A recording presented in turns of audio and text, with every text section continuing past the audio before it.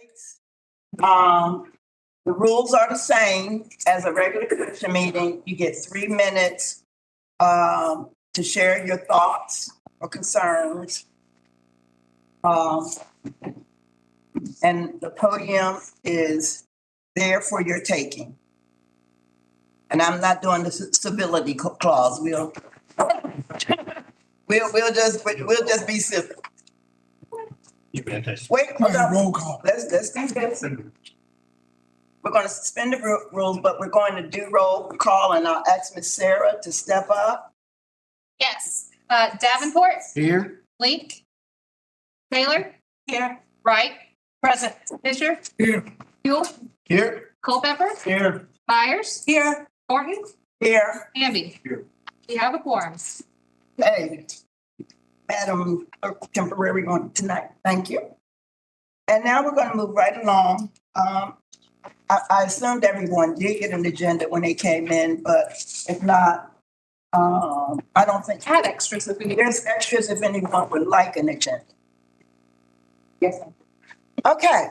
Could you state your name and residence and speak to us? Yes, thank you. Glad to be here tonight. My name is Hattie Thomas Whitehead. I am a resident of Athens-Clarke County. I am the co-chair of the Justice and Memory Project, and I am president of the Athens-Clarke County Center for Racial Justice and Black Futures, which is the history center to be here in Athens. The Justice and Memory Project made a recommendation to divide $2.5 million on the money that was owed to the Leonardtown Project. This was made, $1.25 million was recommended for affordable housing in the way of grants for ACC residents for housing down payments that would lead to home ownership of affordable housing. The other part of the affordable housing was to, for elderly home repair. And that is on the way. I think the RFP is on that. So that is being done, and the Clarke County residents are looking forward to this. Also, in that recommendation was $1.25 million for the build out of Athens-Clarke County Center for Racial Justice and Black Futures, which is the History Center. Okay.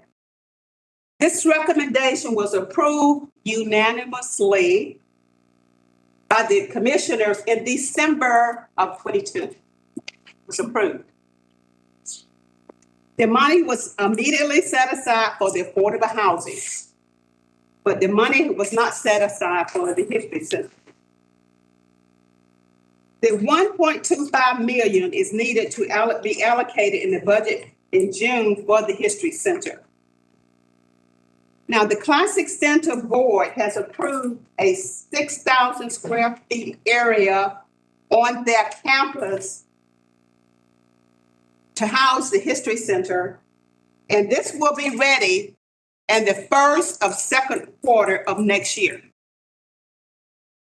First of second quarter of next year. Now, I have been in the community getting feedback from the east side of town, the west side, north, south. I have had meetings in the community. I've been a part of forums. I have been on campuses, and I have been churches, and I have been at the schools, sororities, fraternities, and no one has spoken against this History Center. They believe that this History Center is bringing everybody together for support. Everybody. That's why I did. To close out, because it seems like you got a lot to say, but you're No, I just got two more sentences. Okay. I just want to say the Black history in Athens is Athens history. So it's all inclusive of everybody that is here. I just want to remind everybody that this has been approved. It was approved in December of 22. Thank you. Thank you, Ms. Redhead. Would anybody else like to speak? Come with us and speak. I won't be through, but my name is Frank Platt. I live at 124 Bristol Woods Drive, Athens. And I'm here as an advocate for the History Center. As long as I can remember, I've been an advocate of history. I grew up in Atlanta, and I remember when Mayor Jackson was first campaigning, and I look at history now, and they've got an airport named after him. It's a lot of history, but that history also has Jackson, Hartfield, and Jackson. So this is history of Athens, everybody inclusive.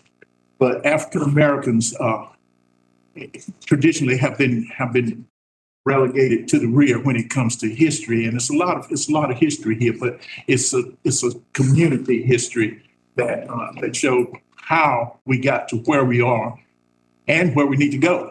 And so for that reason, I am very, very big proponent of the Athens Center for Racial Justice, Black History. Thank you, Mr. Thank Platt. you. Have any other? State your name, please. My name's Jeff Bradbury. I live at 120 Fortson Circle. I am, as many of you know, I'm the chairman of the Board of Assessors. I'm a duck before anybody throws anything at me. I've got a couple of questions here. I noticed the property tax increase showed that we're going to have a 15.38% increase in property taxes if we adopt the 13.1 millage rate. My question is on page B6 of the mayor's budget, the budgeted amount for property taxes shows an increase of $6,127,400, a 7.4% increase. So I'm kind of wondering what that discrepancy is. The tax assessor's consolidation sheet to let you know the actual current real digest, which doesn't include exempt properties and homestead exemptions and that type of thing. The actual increase this year was 19.58%, almost $1.1 billion. Okay. Of that increase, $173,374,247, a growth rate of 2.59%, was new construction. The rest of that, $921,294,460, is appreciation of 16.48% on the taxpayers and the existing properties in Clarke County. And so what I'm asking for is, if you do the math on that, that is the equivalent to doing, in keeping Kelly's budget just like it is, that's the equivalent of doing a 1.1% millage rollback. And so that's what I'm here to ask for is, over the last few years, the graph on page B8 of Kelly's budget shows that property taxes in the last 6 years have gone up 11.8%. I'm sure many of you have seen this graph, and you can look and see it's on page B8 of the budget, but you can see how it's gone up. He says it's gone up an average of 11.8%. Well, in that same period of time, the consumer price index has gone up 3.16%. 3.16% per year, or 19% in the last 6 years. And our budget has gone up an average in 6 years of 11%. So we're talking about a lot of money. Jeff, are you going to give me 2 more sentences too? To do what? Are you going to give me 2 more sentences too? Yeah, I'll do that. Well, I want pretty much through. Let's see. The increase in your budget is unduly falling on the backs of the homesteaders, people who live in their homes. Investors can merely increase rents, make up the increase. If I live in my home, the buck stops with me. I don't get to pass it on. These increases are simply unsustainable.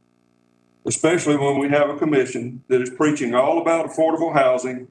And here we're learning that you people are a big part of the problem by increasing our taxes every year. Thank you very much. Would anybody else like to speak?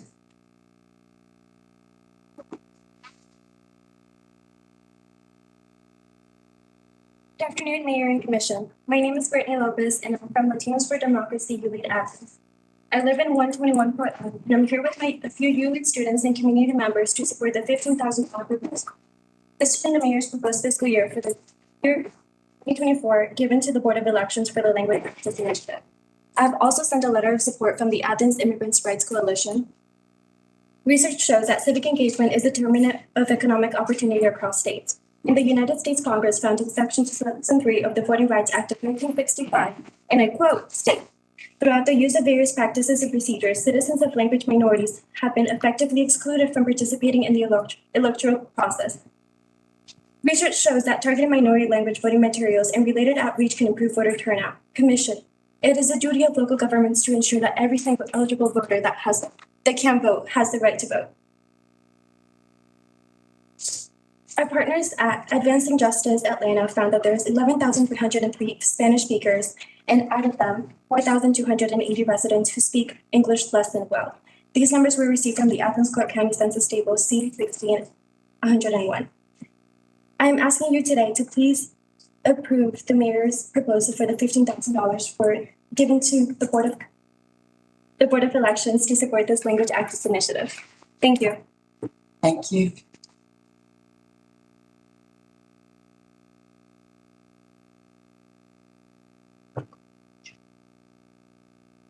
Good afternoon, everyone. My name is Kelly Medina, and I'm here today from Latinos. Speak up a little bit. Yeah, my name is Kelly Medina, and I'm here today from Latinos for Democracy and ULEAD Athens. I reside on Danielsville Road in District 9, and my commissioner is Avita Thornton. I am here today in support of the approval of the $15,000 budget for Spanish language accessible voter information. I am supporting this not only as a Latina, but as a poll clerk and a daughter from a mother who only speaks Spanish. In my personal experience as a poll clerk, I have firsthand witnessed the struggle Spanish-speaking individuals face when voting. This is very discouraging for these individuals and overall leads to the lower voter turnout of minorities. Athens is a city where many Spanish-speaking individuals live. My firsthand experience with the Hispanic Latino community has further proven my point that this lack of accessibility is very discouraging. You can see here with the 11,303 Spanish speakers in Clarke County, less than half only speak Spanish well. How can we encourage democracy and voter accessibility when our city lacks the very accessibility for Spanish individuals? Thank you. Thank you. Thanks. Hello, everybody. I'm Jacqueline Medina. I live at 85 Sleepy Hollow. I'm born and raised in Athens, Georgia. As well as being born and raised in Athens, Georgia, I have continued my education at Cedar Shoals High School as a junior, and I'm an active member at ULEAD Athens. The reason why I'm here today is to ask the budget to allow voter information to be in Spanish. I am also an Athens-Clarke County poll clerk and have firsthand experience witnessing Hispanic voters not being able to fully understand the ballot. This language barrier not only is affecting the Hispanic community, but this is limiting the number of votes we are receiving every day. This language barrier is not alone is very unmotivating to people. With that being said, I have less than 6 months left until I am 18 and will be behind that ballot myself. I'm extremely grateful to know the English language, and many aren't blessed with this privilege. As also being a daughter of someone who isn't a native English speaker, I have firsthand experienced my mother struggling on her own, translating documents that she will not understand that will affect us long term. As a daughter of somebody who is a single parent, an immigrant daughter, and not knowing what my future will hold, knowing she does not know this language, it not only affects me language-wise, but it affects my future.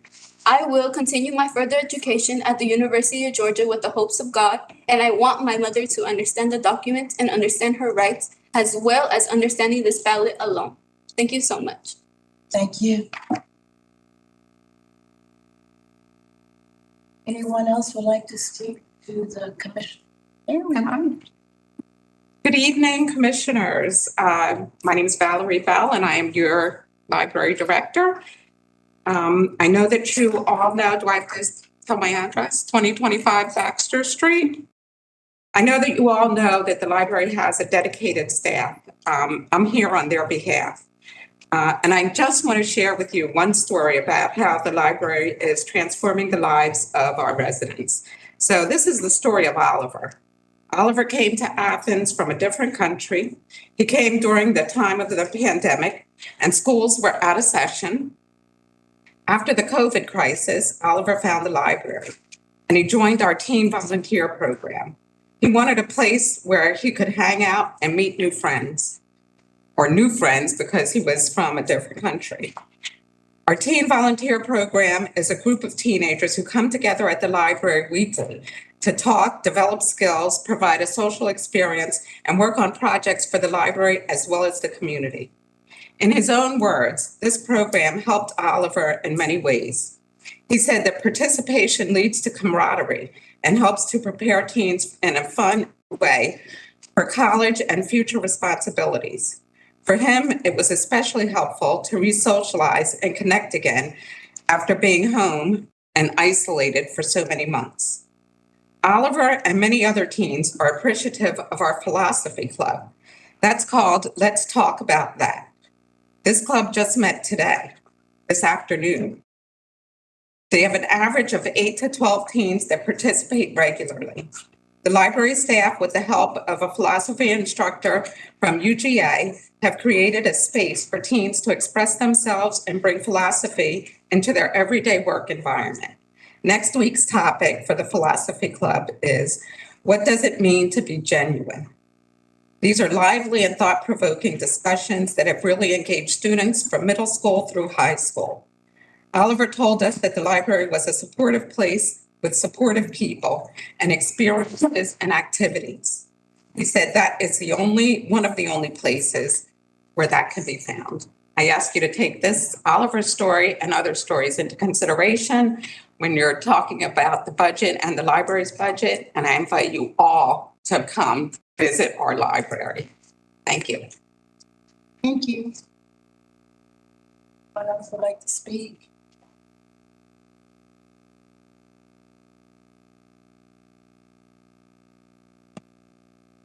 Hello, my name is Nikay Shimobia Vijiru. I work at the library as the circulation coordinator, and I'm here to speak on behalf of them as well. So I just wanted to say that thank you, first of all, for last year. This commission helped fund us even more than what we requested, and that was very, very generous. When I first started in September of 2019, I started as a circulation assistant, and I was paid $10 an hour. Thanks to that increase, that position now starts at $15 an hour. And that's one I oversee as the circulation coordinator. And so I hope that that expression of generosity on your part is not a rare occurrence and that it will continue. And that is why I am asking that the library be funded the full 11.5% increase that we asked for. 4% of that is staff salaries and security funds. In my position, I also oversee security for the library on Baxter Street. And unfortunately, we have experienced an increase in security concerns that are harder to mitigate when our security guards have so much turnover. So last year, I spoke about the turnover for staff and how an increase in salaries would help prevent that. And I believe the same will go for our security guards. They work really hard to make sure that the library is a safe place and is welcoming for everyone, and that everyone makes sure, and they make sure that everyone is following our code of conduct and our policies. And so we hope that you support them as well as us in doing so, as long as our staff, inflation, it just keeps going up. My rent's going up again, housing costs, increase, cost of living increases. And so salaries, of course, have to continue to increase as well. I know a lot of you guys, I know you're here volunteer basis. I started at the library as a volunteer myself. That's where I spent most of my time volunteering in college before I got to work there. And so libraries are very near and dear to my heart, especially this one because I grew up in Athens. And so that's my library. All of the staff there are wonderful. As you heard the story that our director Val shared, the patrons, are always so thankful for the library. We're hoping to get another one built on the east side. And so we just really, really hope that we can count on your support and your funding for this fiscal year and hopefully onward into the future. Thank you. Thank you. Is there anyone else that wants to speak?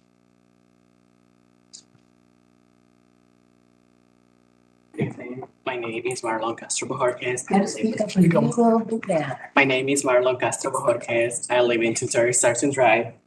I'm a senior at Sarah Schultz High School. The reason I am here today is to support the accessibility about information in Spanish. I am an active member of ULIT Athens. I believe this is important because it provides to every single eligible citizen the ability to vote. I am supporting this because I am part of the Spanish speaker community, and I know some people that are allowed to vote, but they don't because they lack of accessibility to information in the language they speak. And I believe that everyone has the right to hear their voice. And so I believe it's really important for them to vote. Thank you. Thank you. Yeah. I just want to briefly, And who are you? Walter Allen Jr.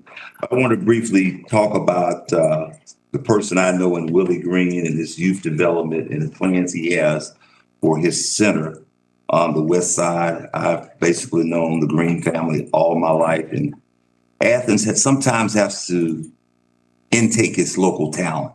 I saw what David Pullip did with Oconee County Youth, and we have the same particular talent here in Athens, Georgia, and for people to actually come back home and do the same things with our youth here. And he's also provided a facility for it, whereas David didn't really have a facility, but the community grabbed him and they pushed him, and it has made a difference in the youth programs in Oconee County. And I like to do the same thing here. I think we have the talent to do it here, and he's not in it for, I've known him all his life. He has been with youth development for a very long time. And it hasn't been just, I'm doing it because I got a place. I think he got the place first. And then with his heart, he wants to open up for this county. And there are a few things that'll make a difference. People put money in the thing. You can throw money in a lot of stuff. But for it to really make a difference, I know he can.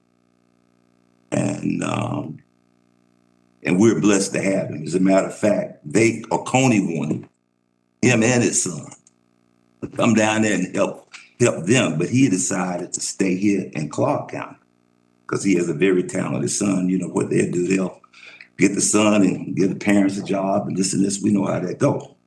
But he's willing to do it here. He wants to do it here. He is actually right now meeting, and they're going to start. I always tell people, sometimes with the kids and the dancing and the shooting, what you addressed, Evita, it was a leisure service. They don't have any place to practice. That's why they were on North Avenue, because they did not have. He's opened up his place right now. They're going to be practicing a couple of days a week at his location. And so we got to move quickly. I know we got to move a little bit. Time is of the essence here because summer's getting ready to happen in 3 weeks. And I know that this summer can make a difference in 3 weeks for Mr. Green's project on the west side. Thank you. Thank you. Anyone else?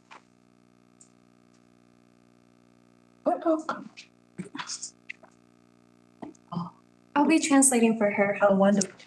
Buenas tardes, yo soy Inés Salas, vivo aquí en Whit Davis Road. Good afternoon. I'm Inez Salas and I live in Whit Davis Road. Soy residente de Athens, entonces yo quisiera que apoyáramos esta moción de poner las boletas en español porque es tan necesario para nuestra comunidad. I am an Athens resident, and I am here to support the initiative to provide language access because I believe it's important to provide voting materials in Spanish. Para nuestra comunidad, porque así como yo, somos muchos los que necesitamos, por ejemplo, utilizar nuestros derechos como votantes, porque cada voto cuenta, ¿verdad? It is important for us to do this for our community. Just like me, I need to be able to have access to this information in order for me to cast my vote. Y pues ojalá pudiéramos conseguir esta moción porque la verdad que la comunidad hispana lo necesita, porque somos muchos los que necesitamos este derecho. And I hope that we are able to pass this initiative because I believe that our Hispanic community will benefit from this and it's needed. Gracias. Thank you. Thank you. Could you give us her name for the record? Yes, Ines Salas. INES SALAS. Buenas tardes. Good afternoon. Mi nombre es Esther Carrillo My name is Esther Carrillo, y vivo en 165 Stedman Cove, and I live in 106 Sturman Cove, Athens 3067. Athens 3607. Estoy acá apoyando la causa. I'm here to support the cause. Veo la necesidad. I see the necessity. En nuestra comunidad hay muchas personas que pueden votar And in our community, there's several people that can vote. y la razón que no lo hacen es porque una boleta no está en su idioma. And the reason why they don't vote is because the ballot is not in their language. El tener una boleta en español para nuestra comunidad In order to have a Spanish ballot in our community, es darle una bienvenida, it's to give someone the welcome. es abrirle esa puerta. It's to give them an open door. Estuve trabajando haciendo canvassing en los últimos meses del año pasado, octubre y noviembre, The last few months, I was doing canvassing in the months from October and November en diferentes condados en gran parte del estado de Georgia. in different counties all throughout the state. Y fue ahí donde me di cuenta esta necesidad tan grande que existe. And that's where I realized that we have such a need. Estuve en condado de Gwinnett, que eso es mandatorio y lo manejan. In a county where it's a federal regulation, Otros condados que también lo hacen, no es mandatorio, pero es voluntario, pero funciona. in other counties where it's not mandated, but they provide it voluntarily. Comparando familias de allá que visité y el condado de Clarke, And when I'm comparing families from those counties, families, en el condado aquel, la comunidad estaba como muy emocionada en ir a votar.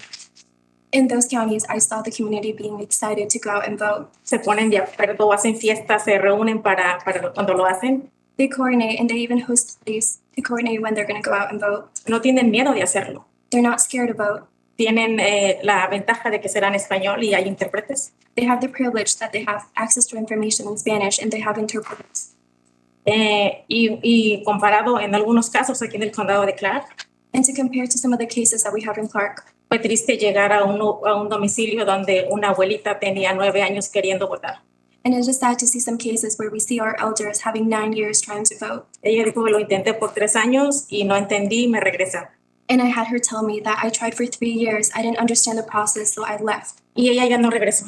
And she no longer went to go vote. Y pienso cuántos más como ella, And I think of how many other like her, por su lenguaje. that because of their language. Y también es algo que creo que es un derecho que se merece también tener. And I think that this is a right that they deserve to have. También me tocó llegar a una familia donde unos niños cuando nacieron se fueron pequeñitos a sus países. And I saw to see a family where some of their kids were born in the US but left back to their home countries when they were younger. Regresaron de 18 y 21 años And they came back when they were 18 and 21. y la misma razón, no pudieron votar. And the same reason they couldn't vote. Creo que es bien importante tener esas boletas en español. Okay. Thank you. Thank you. Really quick. Hello, my name is Angel Torres. I'm part of the Dignidad Immigrant in Athens.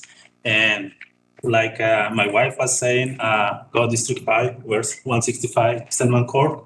It's really important that the information is in Spanish because I just put an example. When you sign something in Spanish, like I don't feel comfortable voting in English. I prefer to do it in my language.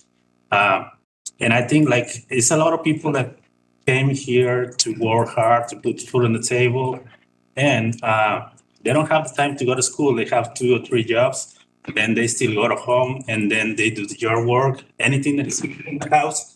And I believe it's really important that they know what are they signing, the instructions, having translators where they're supposed to go to vote, and kind of that.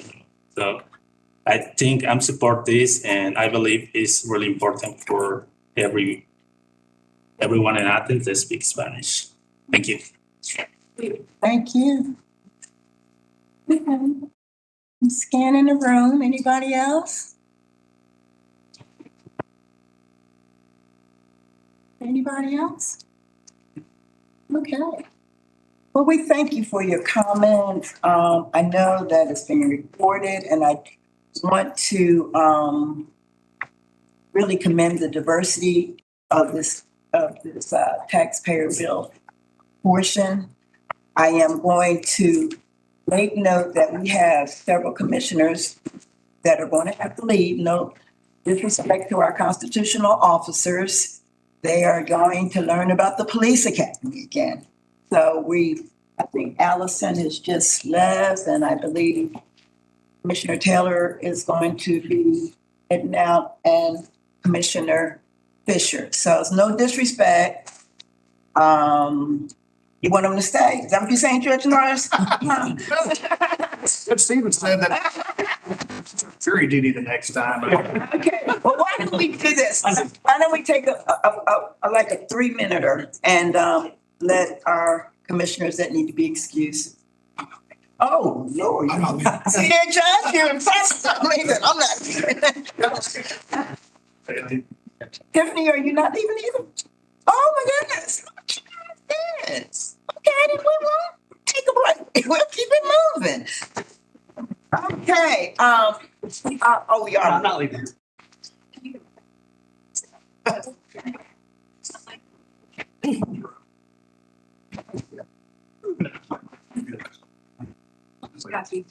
Oh, okay.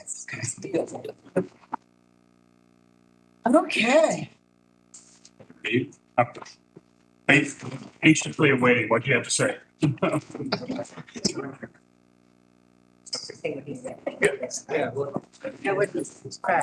Our visitors, if this is the first time you've ever been here, the next portion of presentations are from our constitutional officers, our judges, I think the sheriff, I'm sorry, sheriff, not police, solicitor. And it is very educational if you can stay.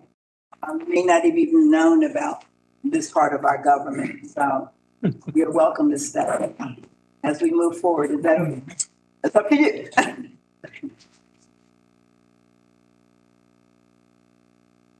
It's solicitors up first. All right, thank you very much.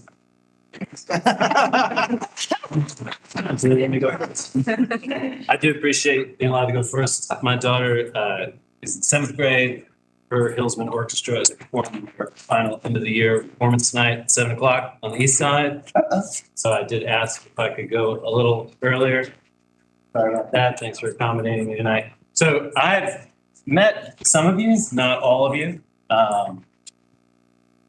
I've been with the solicitor's office for 10 years, well, since 2010, so for 13 years.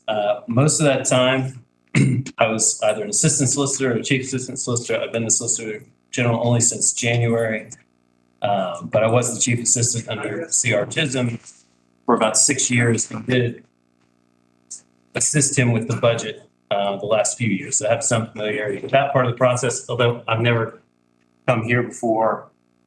So I don't know what information specifically you want from me. I think you all know what the solicitor's office does. I could give you a little additional information. We handle all misdemeanor cases in Clarke County. That includes all the cases that go before the State Court of Clarke County and the Municipal Court of Athens. We also go sort of in a volunteer capacity to the Winterville Municipal Court once a month. Handling all the misdemeanor cases means that we handle a lot of relatively serious cases. We handle 3/4 of all the domestic violence cases in Athens. We handle nearly all of the driving under the influence cases. But it also means that we handle a lot of less serious charges. We get all of the UGA law students who are arrested downtown with a fake ID and underage possession and all the misdemeanor shoplifting cases. So we do prioritize, obviously, those cases that we think are most serious and the greatest risk to public safety. But as you can see, if you read our mission statement, we do that obviously with, if there's a victim in mind, we do that with the victim in mind, but we also focus very heavily on the accused. We want that person to do well when they leave our court. And that's not just because they're charged with misdemeanor. We genuinely feel that that is the best possible resolution, is to get that person in the best possible situation. And so as a result of that, we have focused heavily on treatment courts, on diversion where it's appropriate, because we feel like those programs are very effective at helping an individual to avoid being entangled with us again. Treatment courts specifically, I'm sure a lot of you know, focus obviously on treatment and accountability. Those are the most effective tools we have at reducing recidivism, at keeping people out of contact with the police, out of the court system. Those programs target people who are high risk. That doesn't mean that they are high risk in terms of safety. It means that they have a high risk of coming into contact with the police again. And that's our target population. Ms. Arante's back here behind me somewhere. She was sitting with me. She was the coordinator for our treatment accountability court at Milhouse Court, and I worked with her for years when she was in that capacity. Those programs are extremely effective. I've got 2 treatment court judges, maybe more, who've shown up behind me. Those are our best tools that we have. I wish we had a program like that for every type of case. Unfortunately, we don't, but we are expanding the use of those programs, and our office in particular feels very strongly about the use of those programs. I have worked with 3 different treatment courts in my 6 years as the chief assistant, and I've continued. I didn't step away from that when I became a solicitor. I continued working with all 3 of them in my capacity as the Solicitor General. So one of the sort of, I guess, the main highlight of our budget request this year is an additional $2,000.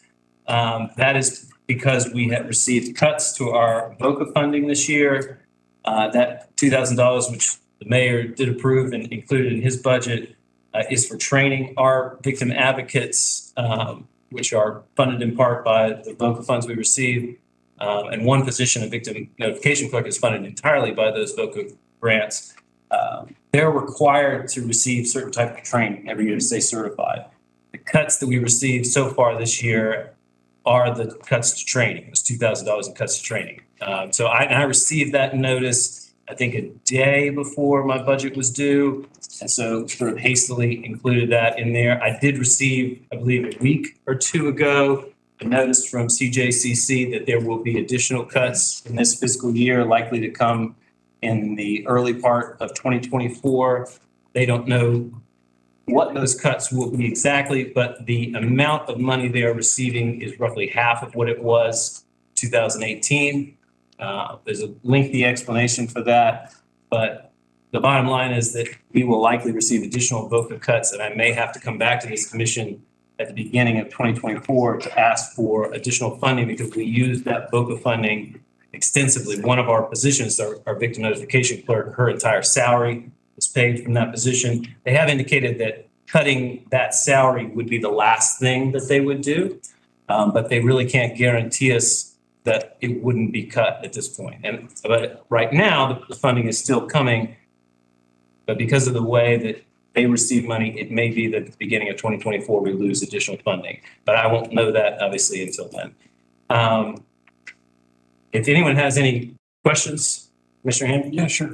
I'm looking at your budget here, and you also requested 87,000 for one victim advocate and one investigator. Was that like the same expense for one person? No, those are two different positions, an advocate and an investigator. Okay. And it does not include, your budget does not include this. Can you speak to your advocate and investigator positions and the workload that they make? Yes, so our office handles, I think in 2022, we opened roughly 3,800 cases.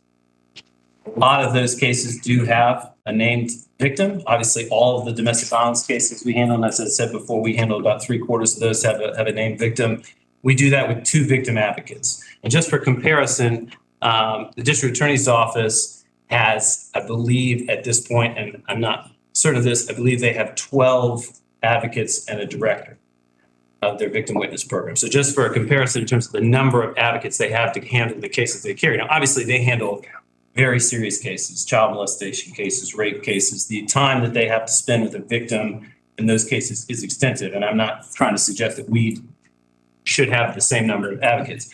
We are doing quite a lot of work and have been advocates and doing quite a lot of work with a lot of victim cases for a long time, and we're really able to provide them the services that we should be able to provide. We would like to be able to contact them earlier in the case to provide them more contact with other services like Project Safe earlier, but at this stage, they simply don't have enough time in the day. Call each victim of a case as we get that case. They're working on the cases that are coming to trial, the cases that are further along in the process, and there's just not enough. You have to prioritize one thing over the other, and unfortunately, we're having to prioritize those cases that are coming to court as opposed to the cases that have just occurred. We really just don't have the staff to do both. The investigator position, we need an additional investigator primarily because our investigators now primarily go out in 2-person teams. We have 3 investigators, 2 regular investigators and a chief investigator.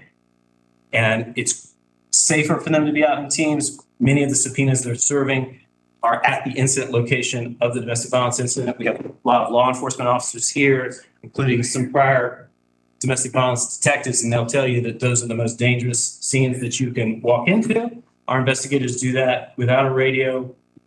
They do that without a vest. And in the past, they were doing it completely alone. Now they're going at least in 2-person pairs because oftentimes when you knock on the door, the person who answers the door is not supposed to be there. There's an order barring them from that location, from having contact with the victim, and they could be walking into a fairly dangerous situation. So our 2 investigators that we have right now have chosen to go in pairs. That's great. It's good for their safety, but it means that they are not able to accomplish as much each day. I can't tell them to split up. I think that's the smart, safe move, but it is cut down dramatically on the amount that they can do in a given day. In addition, in the last 7-8 years, we've started getting officer videos in every case. And some of those officer videos, some of those cases involve 1 or 2 videos. Some of them involve 12 or 15 videos. Unfortunately, and the mayor and I talked about this, there's no good system right now in place to download that video and then re-upload it into our system of discovery that we share with defense attorneys. We have an open file policy in our office, which means that defense attorneys have access to our entire file. It's a digital file now, which they all prefer, or almost all prefer. And it means that as soon as we get something, we put it in a file and it's immediately accessible to the defense attorney.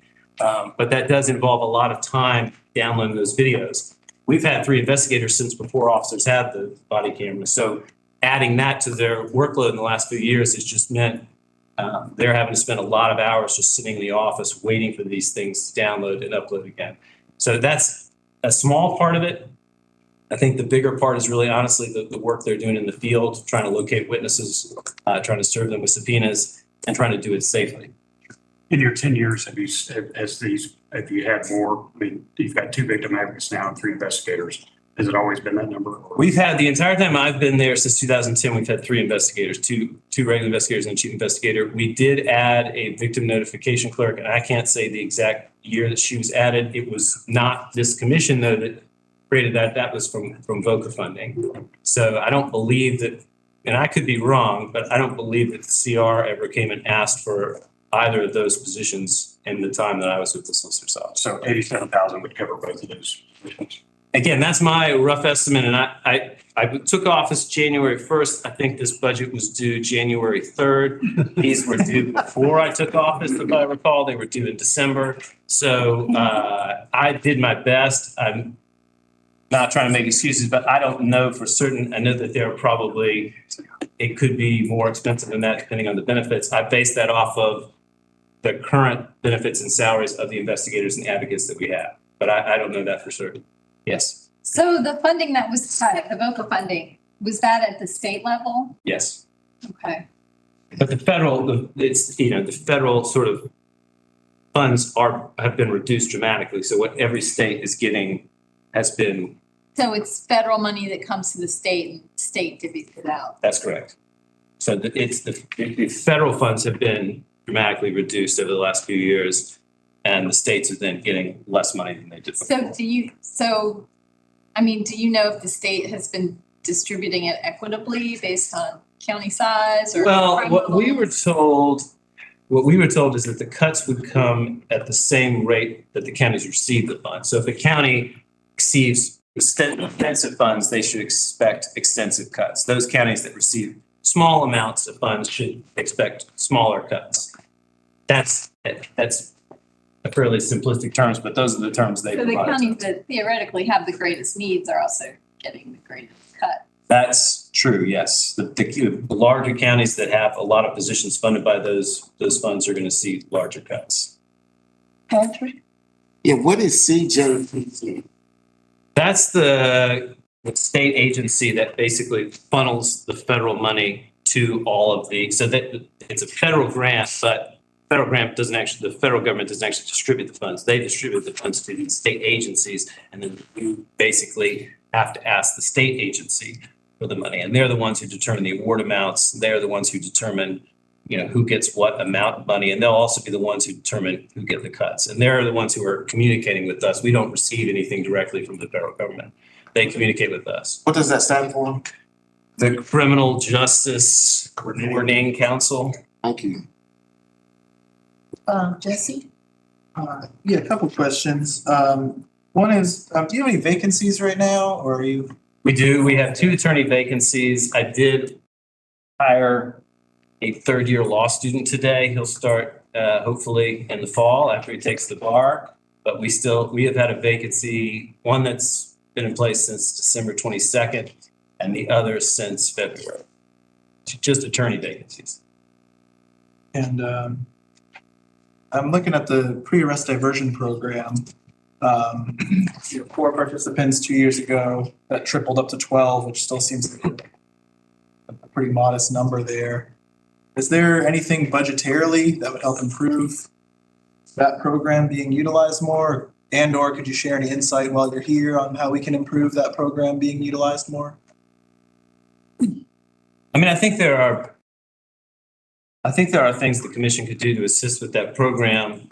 I think primarily the reason, though, right now that we've had low participation is just a combination of the way that the program was originally designed. For those of you who don't know what the pre-arrest diversion program was, my predecessor had the idea of utilizing, we have a pre-trial diversion program. Someone's arrested for underage possession of alcohol. They come to court.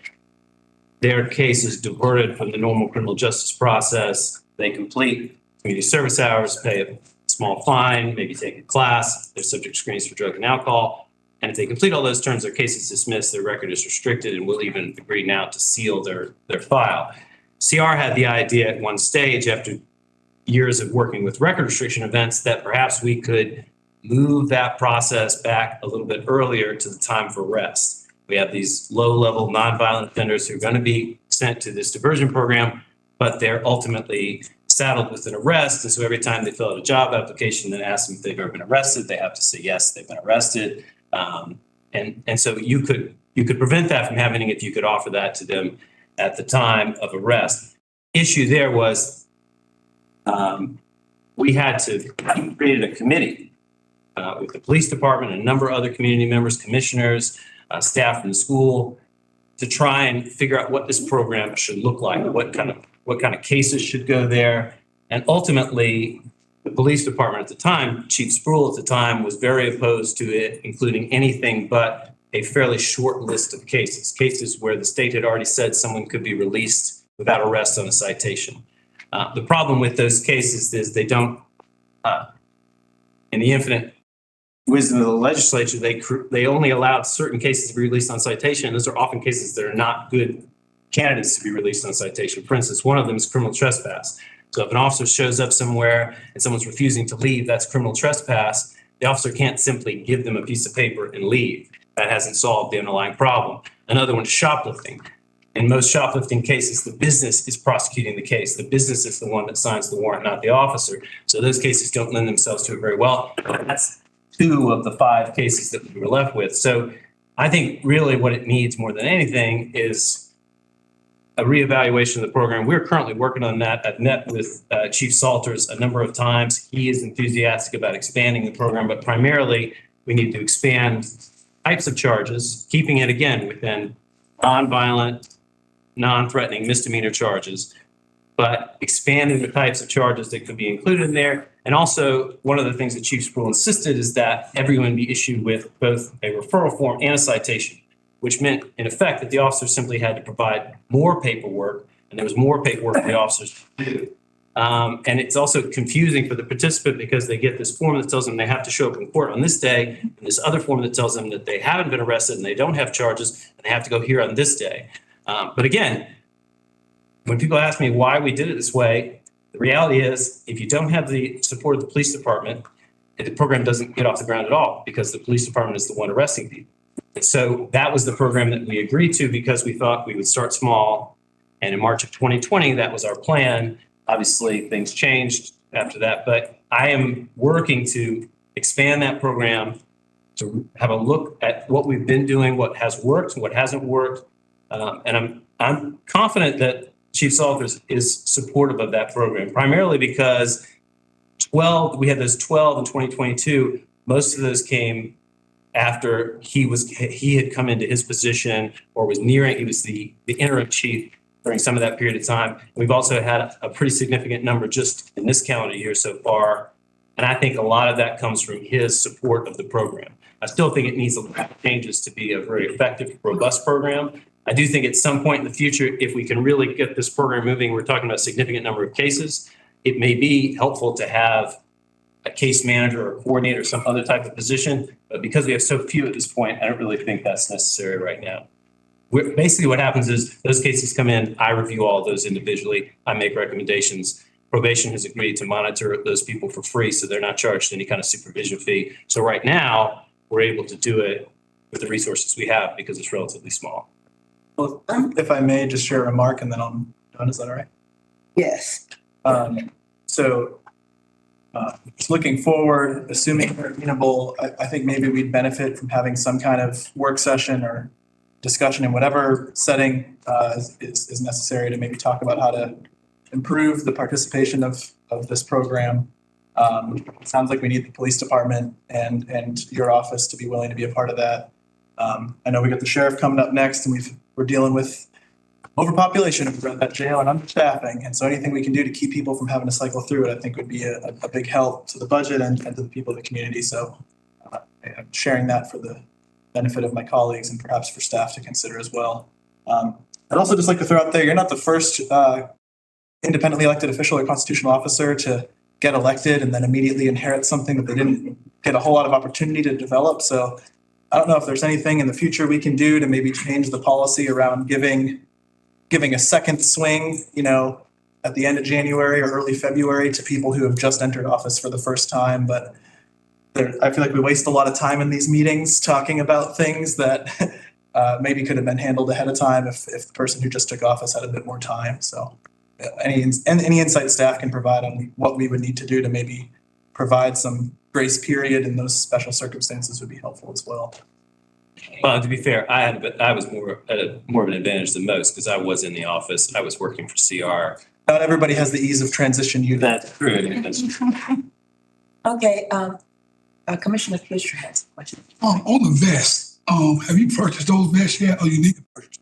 We haven't purchased the vest yet. What we typically would do with purchases like that, they're not in our budget, is we wait towards the end of the budget cycle. We see if we have any salary savings. We reach out to the manager's office to ask if we can convert any salary savings into a special purpose used to purchase something like that. But currently we don't have the money. I know you and I had discussed that at one stage, whether or not we would be able to do that, but we still have not purchased those vests. And then what would that cost?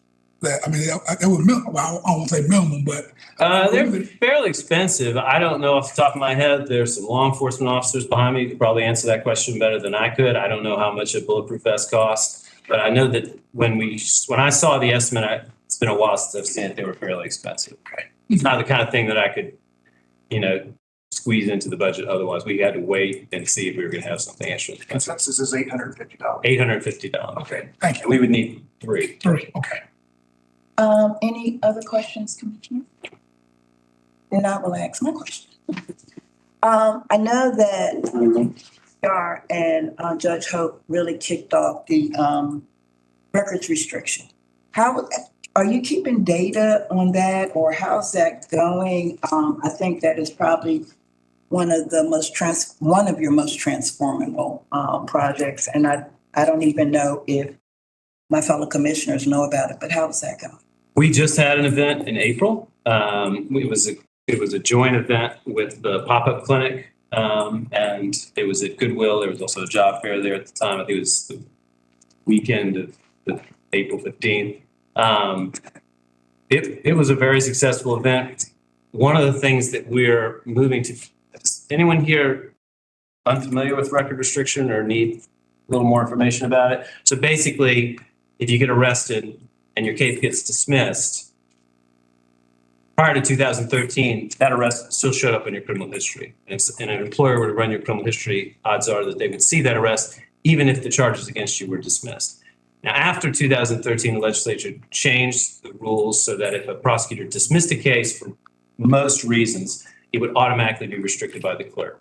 But there's still all of these people who were arrested prior to 2013 who don't even realize that they have an arrest on their record until they go to apply for a job. And many of them have been working somewhere for years and years and are just moving from one position to another within a company. They run the history and see that they were arrested for a false ID in 1992, and suddenly they're moments away from losing their job. So CR started in 2017. I was there then as his chief assistant, record restriction events. And we would host these free events where people could come in, we would pull their history, we would work with the law school, Georgia Justice Project, we had volunteer attorneys there, some from the public defender's office who would come in and review those criminal histories and tell them what was restrictable and what was not. If something was restrictable, we would just go ahead and restrict it for free. You can apply to have an arrest restricted, but you have to apply for each arrest. You have to apply with the arresting agency, and it generally costs somewhere between $70 and $100 to apply for each one of those arrests.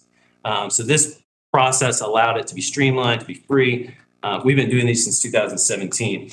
I've been working since middle of last year to create a permanent record restriction desk in Athens. So once a month, the Georgia Justice Project would come, they'd send attorneys and staff.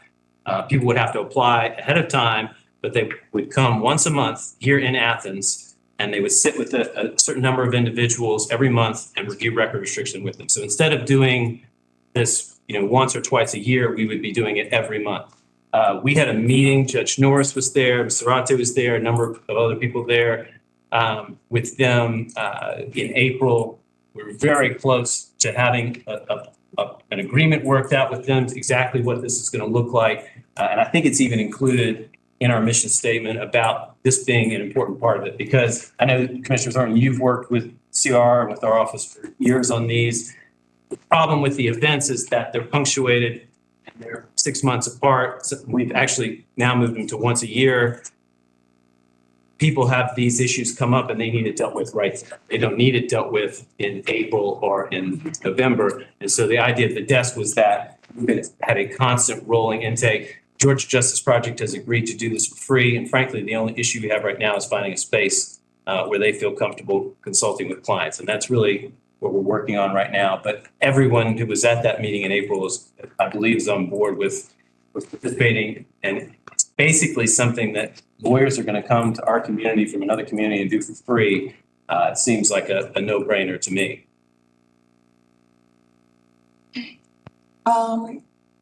Any other question? Well, we do thank you. Thank you. Thank you so much for having me. And again, I appreciate you accommodating me and letting me go for this. So you have a good night. Good night. Okay, next up is the sheriff. Sheriff. Sheriff. I was working on his vest problems. Give him some loaners.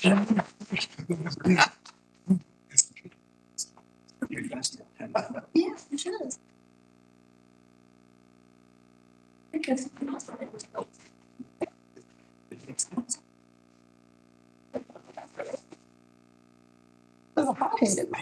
All right, so I wasn't quite sure what the setup was gonna be, so I put together some handouts. If we had a projector, I could do it on PowerPoint, but if y'all want something in your hand, we got it there. That works just fine.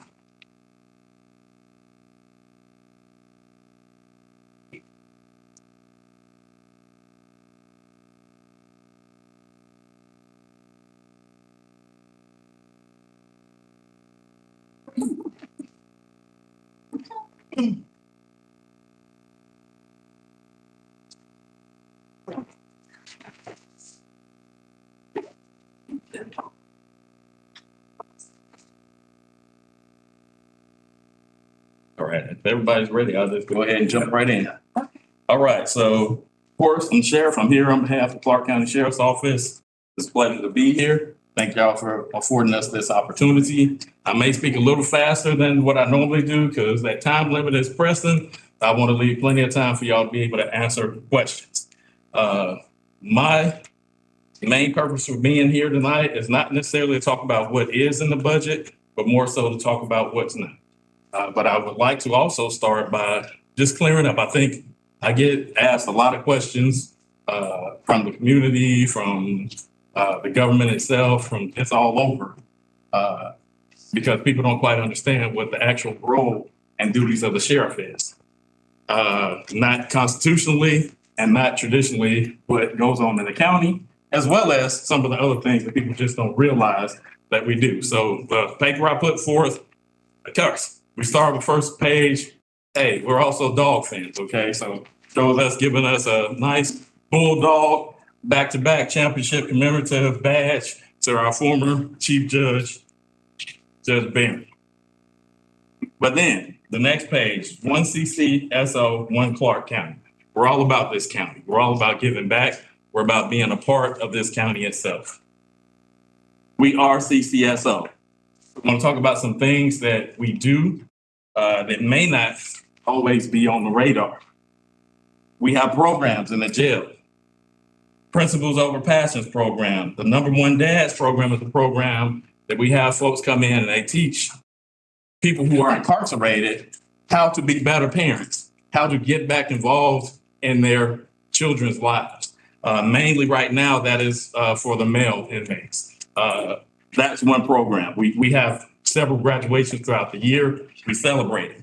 We have an Inside Out program, partnership with UGA. They have students that come in and actually have classes side by side with the folks who are incarcerated. They talk about just about anything you can, and they work on projects together. They get that together.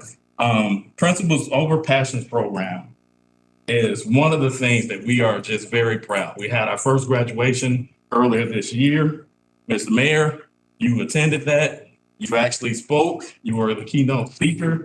And if I recall correctly, you were quite absolutely moved to tears, as a lot of people were at that graduation when you saw the effects of the work that our staff at the jail and partnership with Shane Sims were able to do. And it's about teaching people that a lot of times you just react based on emotions. And a lot of times that's what gets people incarcerated. They react out of passion instead of thinking about what their principles are. But when you learn about those principles and you can react based on those, you can have a better time in society. So that's what they're taught in this project. And at the end of it, they graduate and we get them dressed. We teach them how to tie ties. We give them sometimes their first official nice suits that they've ever had. And if you haven't, go on our website, you'll see the pictures. Just looking at these gentlemen, I'm moved right now just thinking about just some of the things, and the family members are called, they're proud of them. And the thing with that is you give them hope. You give them something to look forward to when they get out, because when you're in jail, it's not prison. Most people don't spend more than maybe a year or two. Most people not even that long in a jail. They're going to go back. And the one thing I can say confidently, talking to these commissioners, every one of you live in this county. That's how you got in the district you're in. So everybody that's locked up in my jail that's from Clarke County, when they get out, they're going back to being your neighbors, your mothers, your sons, somebody's neighbor. And we'd be doing ourselves a disservice and the community a disservice if we did not focus on getting those people the tools they need to not fall back into the same pitfalls and traps. This program has garnered attention nationally. The National Association of Constitutional Officers, news articles have been written about this program, and it's got attention from NOPE, National Organization of Black Law Enforcement Executives.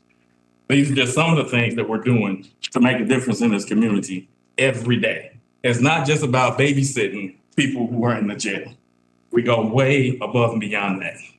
We have community partners, the Twin Angels. I know y'all know them because they just got a key to the city. Guess what? We've been working with them my entire time in office. They provide services for us. We boost them up. We've given them awards too. The ARC Recovery Center, Divas Who Win, the Northeast Georgia Food Bank. We give our own food distribution. We started out just helping. Now we try to corporately give out those food distributions at holidays and whatnot to make sure that those people who are in need don't go hungry. Testing Community, a great resource for our community and people living in recovery. Just some of the things that we do. The next page shows difference makers. These are things that I think are really, really impactful on the community. Back to school haircuts and more. Every year we do a back to school haircut event. This year, we didn't just cut little boys' hair. We got a wide cross section of the community. Didn't matter what your age was, what grade you were in, what race you are, what your socioeconomic status was. Didn't matter if you were male, female, or other.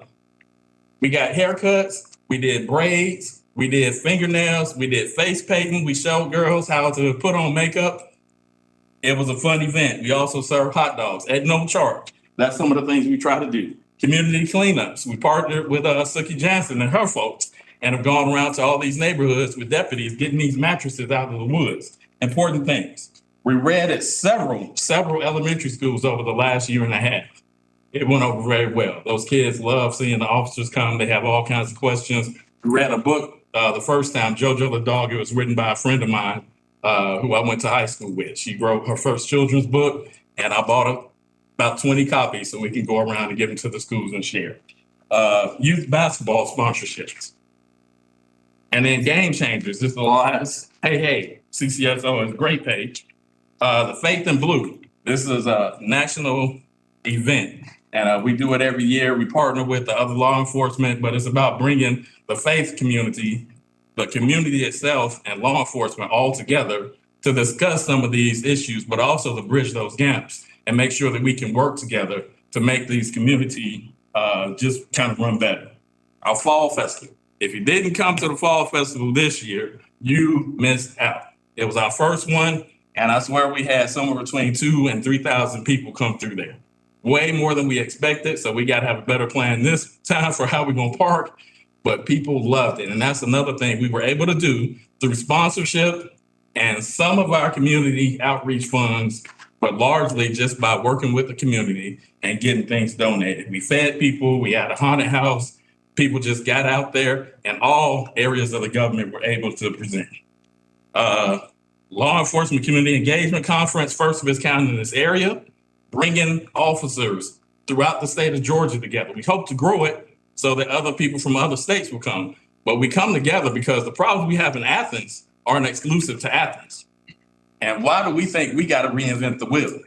If somebody down in South Georgia has a similar problem, they found a solution, but we want to come together and talk about it. If they've done something and it absolutely didn't work, well, let's talk about it so we don't make the same mistake. That's what that conference allows us to do. Lastly, on this page, the REX program, the first of its kind at the Clarke County Jail, and I believe anywhere right in this part of the region. For too long, we've focused on punishment. This program allows us to focus on re-entry for folks, like we said, that are going to be living right next door to you in your communities, where your kids go to school. But what we do is we give them the tools and the resources while they're incarcerated, whether it's a GED program, whether it's teaching them some job skills, how to weld, how to cook, how to garden. So when they get out of jail, they have a skill set. But also, if they need mental health treatment, if they need drug addiction, alcohol addiction services, we have them lined up with those services before they get out. And we've even gone so far as to say, hey, somebody's getting out in 3 days. And we talk to the judges, who many are behind me, and say, look, can you give us some time? We got to find this person a place to stay. Can you not give them a UJR right now? Because if you give us till Monday, we can have them lined up with services. So those are the types of things that we do with that program. Okay, so our areas of concern that we want to talk about real quick. Staffing levels at the Athens-Clarke County Courthouse. We're at critical mass. We don't have enough people to safely keep that courthouse secure. It just does not happen.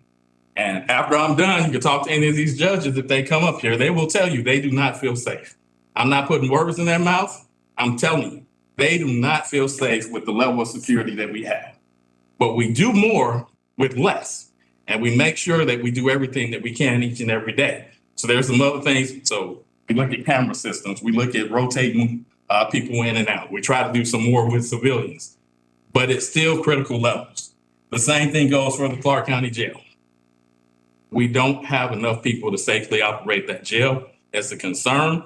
Our people do more with less, and they're dedicated. Do they complain a little? Yes, they do.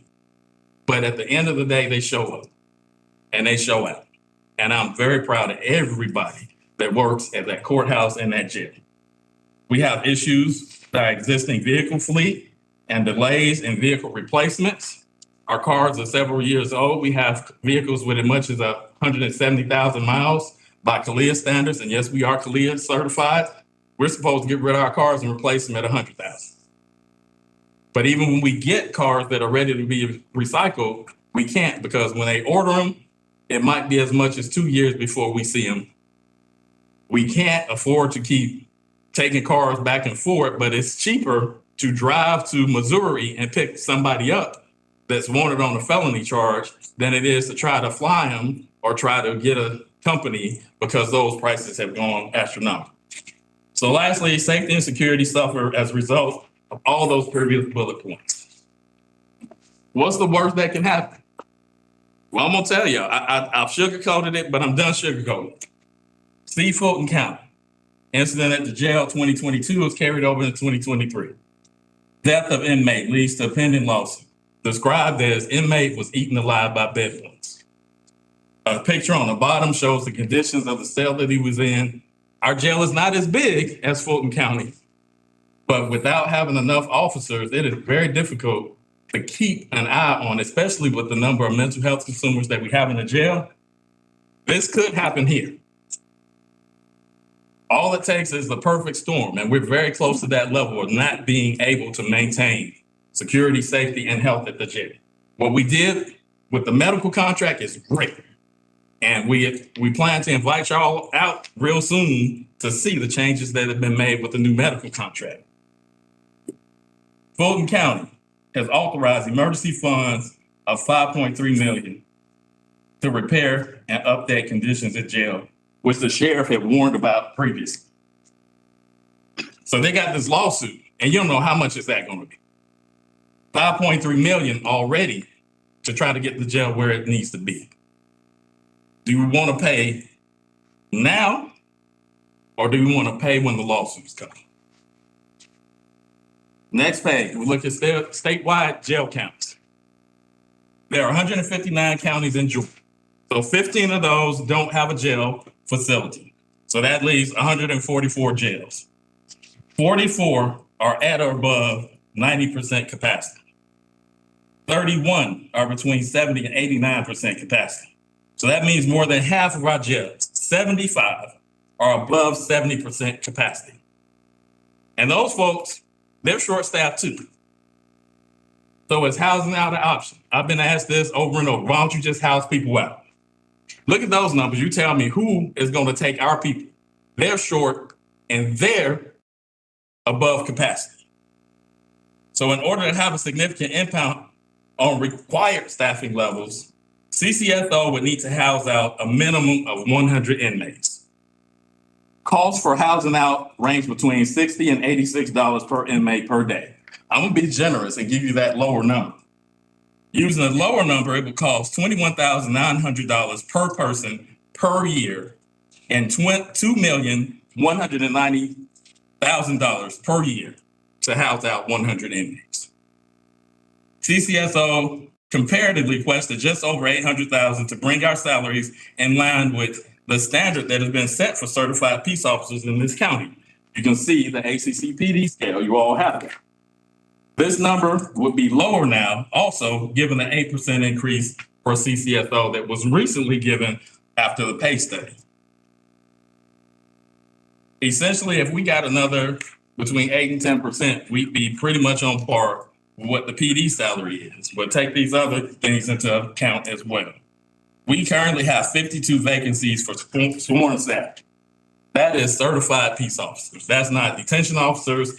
That is not records clerks, is not administrative assistants. Those are 52 people who should be carrying a gun and a badge and everything else that's required for safety. The ACCPD, and before I even say this, let me tell you, nothing I'm saying is to say that we should take away from anybody else. So get that out your mind. All I'm saying is what's fair. So ACCPD, DA investigators, and solicitor's office investigators, just Flynn. Okay. They are all paid on the same scale. Clarke County Sheriff's Office deputies are the only certified peace officers who are paid at a lower rate.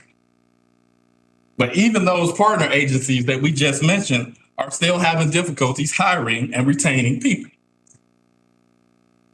But the pay difference has made it virtually impossible for the sheriff's office to hire and retain qualified, certified peace officers. And what we're talking about is certified peace officers, not detention officers, not any other designated. These are people who are state certified, who have the same qualifications, who have the same requirements to maintain their certifications, can do the same duties, and then more because they're deputies and they have statewide jurisdiction.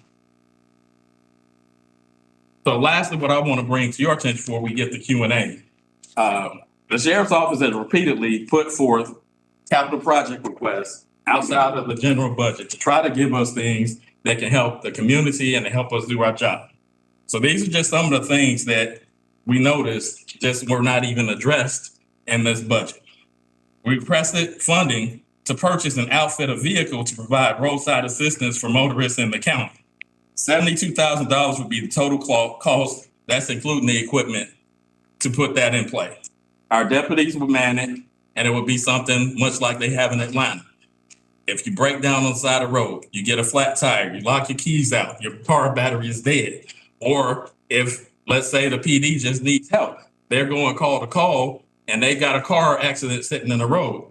That vehicle with the amber lights could respond and be at that scene until that tow truck or wrecker, or if there's a tree down. That was the intention for that request. We requested public safety technology upgrades of $319,000, which would go over the course of 6 years, just to bring us into the 21st century. We requested a body scanner at the jail for $180,000 initial cost and a total cost of $380,000 over 6 years. This is a machine that has us come into less close contact with people before we've scanned them to determine if they have any contraband or weapons on them. this machine reduces the amount of times that we have to put hands on people. Additional fleet vehicles. I told you about our vehicles being short. Well, we asked last year for 30 vehicles. It was ignored. We asked for an additional 7 vehicles this year, and it was ignored, which would cost $750,000 over the course of 6 years.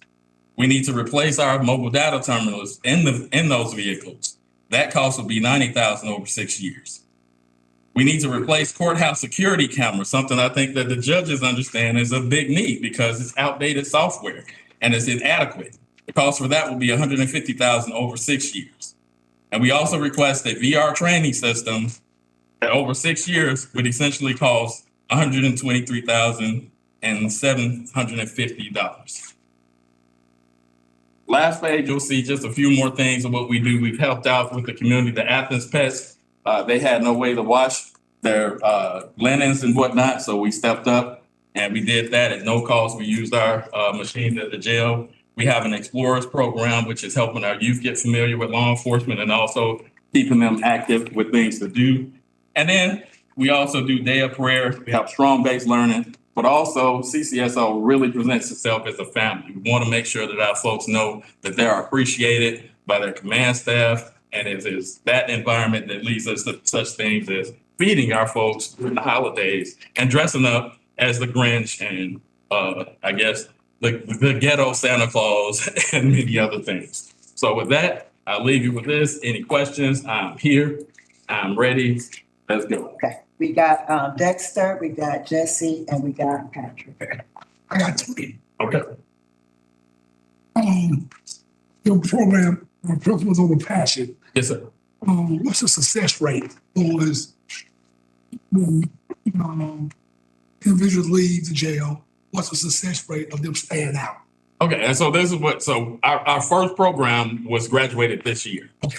So I can't give you exact numbers, but I can tell you from talking to Shane Sims, he stays in contact with these folks and he keeps us updated. So I think we only know of one that's been released since the graduation that has gotten arrested, but he also had some charges in another county that he's now answering for. They communicate back and forth with Shane. He is very impressed with it. I can't give you exact numbers, but hopefully by the next time we come to the table, I'll have that because we got a program. Actually, the next round starts off on Monday, the 15th. So that's our next one. So we'll start tracking those numbers. Thank you. And I hear your ads all over the radio. Yes, sir. If they're making any impact for us recruiting and getting in, has that any impact at all? It is not. So since we had this 8% bump, we have actually we got one person who came from another county. So that little bit of increase nudged us up enough to get one person and a little bit over a month that's been effective. But as far as certified, look, we get detention officers. We pay very well for a detention officer. I thank y'all for understanding that, and HR have worked with us well on that. Our detention officers are paid better than correction officers throughout the state. But detention officers can't do what certified deputies can do. They can't transport people. They can't move people back and forth to the courthouse. They can't sit at the hospital. And we have a lot of folks with mental health and other issues that end up sitting at the hospital. So they have to be certified officers that do that. And if we go across country, we have to have a certified deputy. So that's what the problem is. We've actually been pretty good at hiring detention officers, but I can't run a jail with only detention officers. But great question. And last question, you talk about the condition of the jail, and of course, myself and Commissioner Taylor and Commissioner Copeland, we visit the jail, and jail looks pretty good, but I'm sad to say, is it deteriorating or what's going on? The issues we have with the jail itself, I think my folks do a great job of keeping it up. Maintenance is money issues because unfortunately, we don't have a maintenance budget for the jail. The budget for maintenance comes through facilities management. So they kind of sometimes decide at what rate they're going to replace or if they're going to have backup and those things. So we don't have a say in that. But the everyday operations is what keeps it looking good. So we have a good plan in place for that. The only reason I say that some of these other things that happen elsewhere could happen is strictly because of staffing. We pay attention to detail, But there are some areas in the jail we don't use as much. And sometimes, you know, if we just don't have the staffing, we don't get in each and every cell and each and every unit every day. We make it a plan to, but again, when we have, like recently we had those two folks that got assaulted, we're on lockdown, and that's a real critical situation because we're already short. And then not only we have two people that's got to go to the hospital, somebody's got to go with them, and then they're off for a time. So those shuffles that we have every day, that's pretty much why I say other things could happen. Now, we're dedicated. I'm not saying it's going to happen, but what I'm saying is some of those things lead to other conditions. And when the people who are jail residents who aren't happy about being in jail see that we're short-staffed, they're more likely to challenge us. They're more likely to not follow the rules because they don't think that we have the ability to counteract that. There's power in numbers, and there's less fights among inmates. There's less assaults on deputies, the more staff you have, but also when you can make sure that they're eating well, that they have appropriate medical care. Those are two of the biggest things that cause those dissensions. The other thing, as far as housing out, those numbers I quoted you, that doesn't even account for if somebody's in South Georgia and they got to come and one of these judges need them for court. We got to go down there and get them. So that's more money. And if they get sick while they're down there, they're not under our medical services. So even though we're paying medical here, we got to pay the medical for them there. So those are it's bleeding and it's hemorrhaging money, or we're hemorrhaging people. Thank you. Jesse. Thank you. Thanks for being here. It's a pleasure. I really appreciate all the work that you did for the healthcare contracts. But that's moving forward, and hopefully we're going to get that compliance office in there. Yes. Appreciate that y'all bring some joy into the community despite working on some dark things.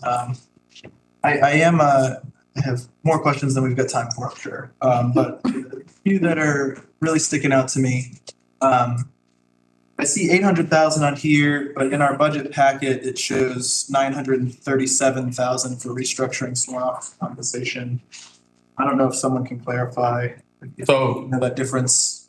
I will tell you, and I haven't refigured the numbers because that 8% changed the number, but also that original number included positions that were not filled.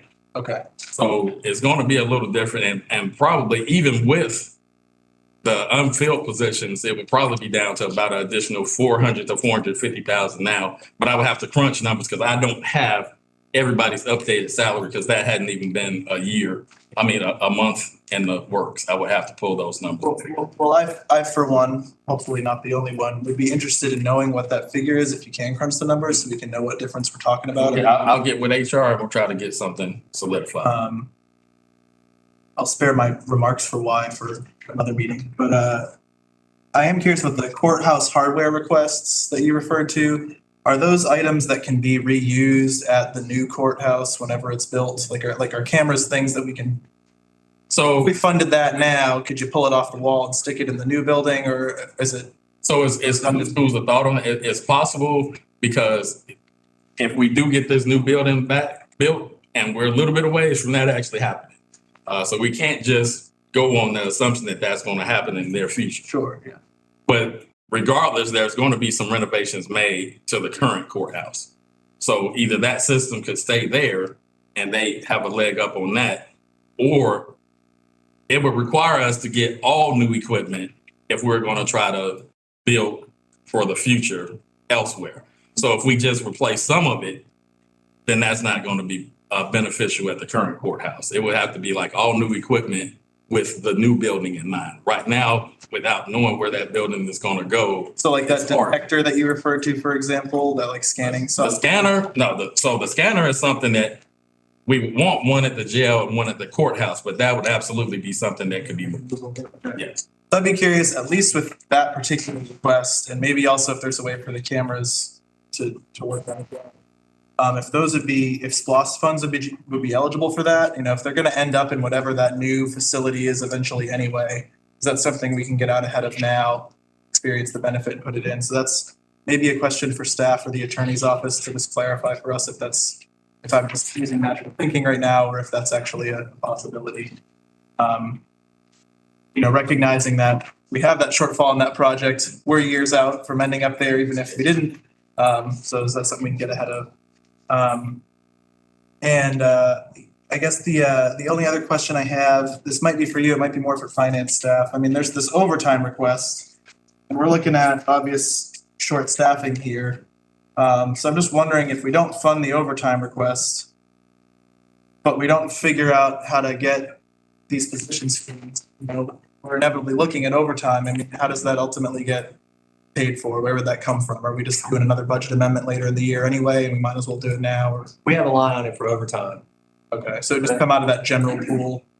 Yes, because virtually all our departments are having issues with vacancy. Well, and then my only other parting thought is just I'd love to hear more in the future from you, if and when you're able to, about what rec facilities, especially in outdoor airspace, could be improved within the jail campus as it is. My understanding is that there's only a fraction of the people housed there that really have access to that outdoor rec space now.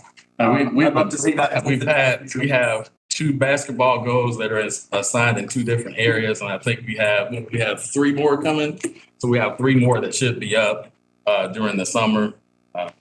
And some of that just goes with having the staff to move because we have to, you know, physically be able to watch them. We can't just say, hey, go outside and play and just leave them to it.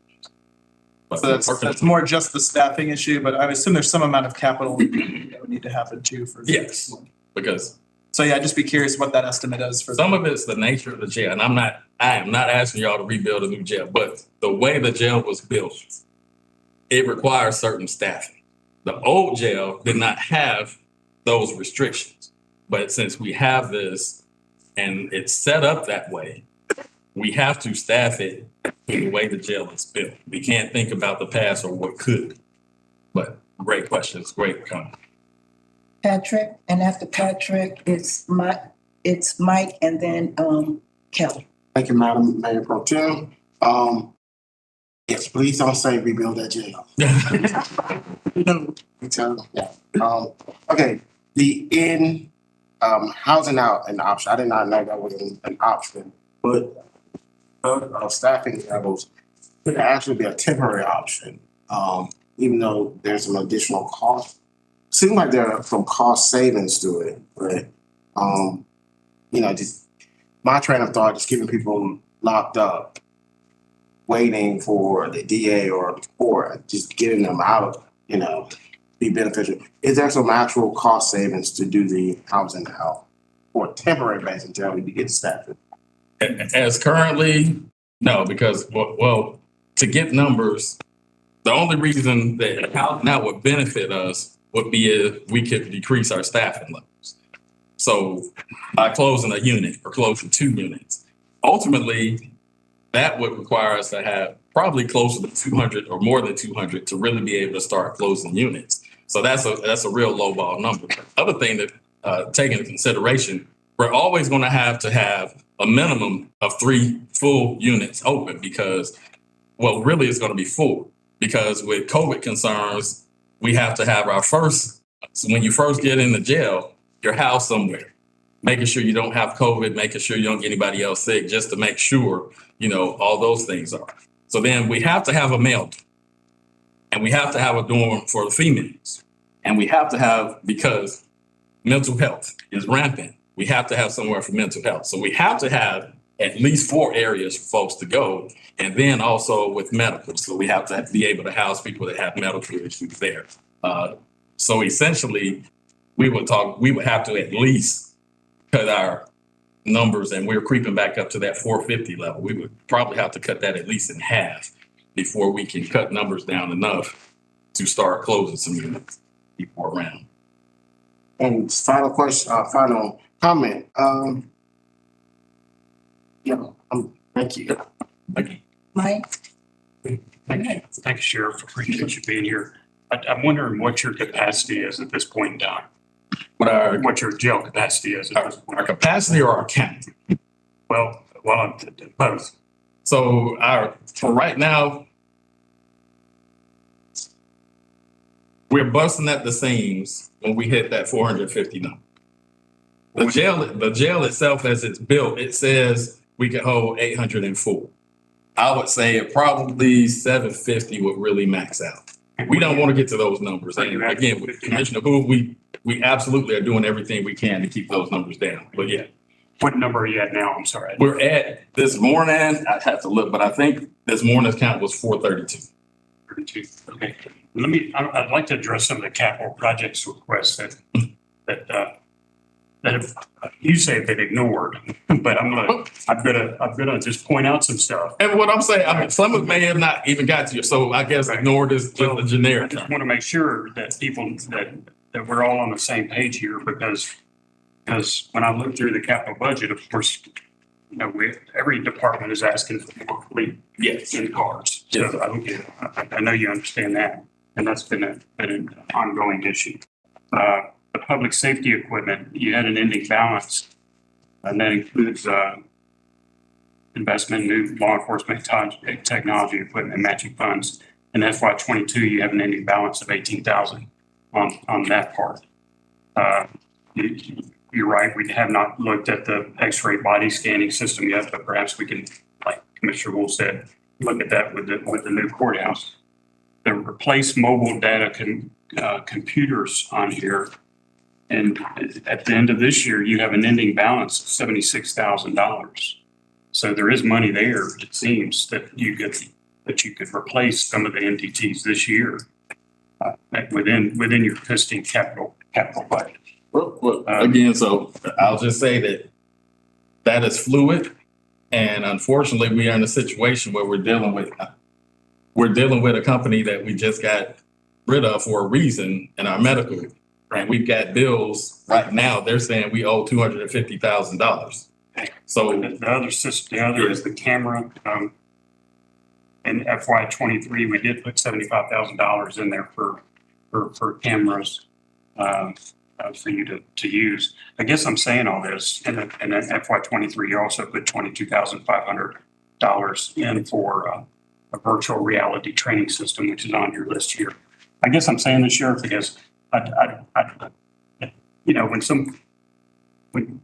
I appreciate you wanting to come to us and ask for more things, and I'm willing to talk about the employee and the staffing levels, but you know, to suggest that all the capital projects have been ignored is not all that accurate, because we do try. I mean, not every department gets what they ask for. I don't get what I ask for. I agree. If I miscommunicated and I overspoke as far as being ignored, I do apologize for that. But there are some things that I do feel that I would at least like to know, hey, why can't we at least look at this? Because I'm asking for things for the community and for people, not for me. Not for me to, you know, have, you know, like a helicopter that I can just ride around when I'm going to a conference. These are things that I think really benefit. Having a conversation with the manager about what's the monies that you have in your budget right now, or maybe worthwhile. I will say this: to fund a purchase to outfit a vehicle to provide roadside assistance. I know you weren't funded on that, but I'll be honest with you, Sheriff. I don't know that that's a sheriff responsibility. I mean, I do see. I know you want to be helpful to the citizens, but I do see your first priority is making sure that the jail is safe. And you know this, making sure the jail is safe and making sure that courthouse is safe. Everything else, you know, is good to have. So I'm not going to say everything else, because here's the deal. We also have a gang violence, a gun violence problem in the community, and there's no way that the sheriff's office shouldn't be a part of that solution as well. These officers, we all need to work together, and we need to be a full team across the county. So that's the only pushback I give you on that. We can talk about primary concerns, but it doesn't eliminate other concerns. I'm sorry, sir, but I wasn't finished. I agree with you on that. Okay. But what I'm suggesting is that you know, we do have limited funds, and what my top priority would be for you is to make sure your employees in that jail are getting paid adequately, and that your staffing levels are you're able to meet the needs of those staffing levels. And that I think rises above everything. I get you, and I agree with that, but right now they're not paid where they need to be, so everything's on the table. If that happens, I would be glad to quiet down about some of this. Absolutely. I'm not, you need to quiet down. Just great comment. Like Mayor Pro Tem, and just break that conversation up for a minute. I was using my comments. I know you were. I'm I don't know if you see me or not. Wait, I seen you, well, Dexter helped me. Mike, did you have anything else before I go to Kelly? I'm done. Kelly? Thank you, Sheriff. Thanks, appreciate it, Mayor Pro Tem. The Sheriff, I know you mentioned a couple times tonight, the challenge of mental health clients that are part of your log, and I know that to be true. I know a bunch of them out on the street. With the new position that's going to be able to coordinate medical services, would some of the capacity of that person be able to utilize that Advanced Behavioral Health Services program I think they call it the InReach program? I know that's not yet initiated, but would that staff person have the capacity to sort of draw in advantage? So not that specific staff person, but we do have some partnerships already in place, and just the increased staffing levels for mental health services themselves at the jail. That person has come right in and she's picked right up and is everything that we hope. So she's, being proactive and getting people funneled to where they need to. And we got people, matter of fact, this week we had a guy who was having some serious mental health issues, and we worked on getting them released and 1013 and moved somewhere that they can help. So, and general answer is yes, we're already enough, and we're absolutely trying to work with Advantage to get even more done. I told them they've had a policy and they've had reasons that said that they can't come into the jail. Well, I told them, you have the sheriff's permission. If you can draw up some paperwork, let's get you in the jail, because we want you to see people before they get in. Good. And then somewhat associated with that, we've got some additional work to do through the attorney's office, but there's that there's a shared portal that's under development. Yes. So that we would see this. That will help, because everybody will be able to see that. I think that's going to be a big help once. Good. And my hope is that is at least part of the solution to cutting those jail numbers down. I think, like folks in the room here, I want us to continue to push well below that 400 number that we're quoting. I think we have reason for optimism that that's going to work out. Good. Thank you. Melissa? Yeah, I am wondering, what would it take to get your detention officers certified? Talked about the need for more certified officers because they would have to go through the state academies. Okay. So they would have to go through the 11-week mandate basic officer training. So you'd have to lose them for 11 weeks in order for them to go through. Yes, but they also have to have that same skill level. I don't argue every detention officer is not going to be either capable of or have the desire, because they're, you add things like, there's more, physical activity that's required. There's a driving component. There's a firearm efficiency component. So all those things, in addition to testing. So it's not just easy work. It's like, okay, I'm going to go and be a peace officer. It's pretty intensive. It is.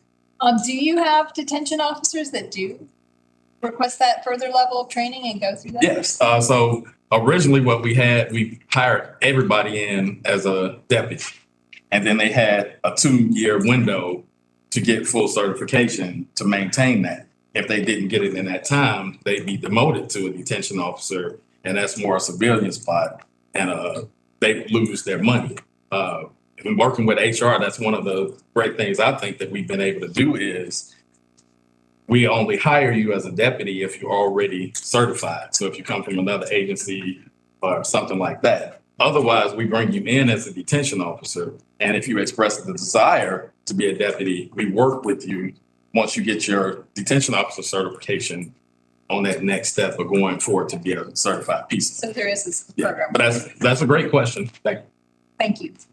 Carol? Yeah, this is might be more of a question for the manager, for our finance people, and understanding the budget requests and what's in our binder here for the sheriff.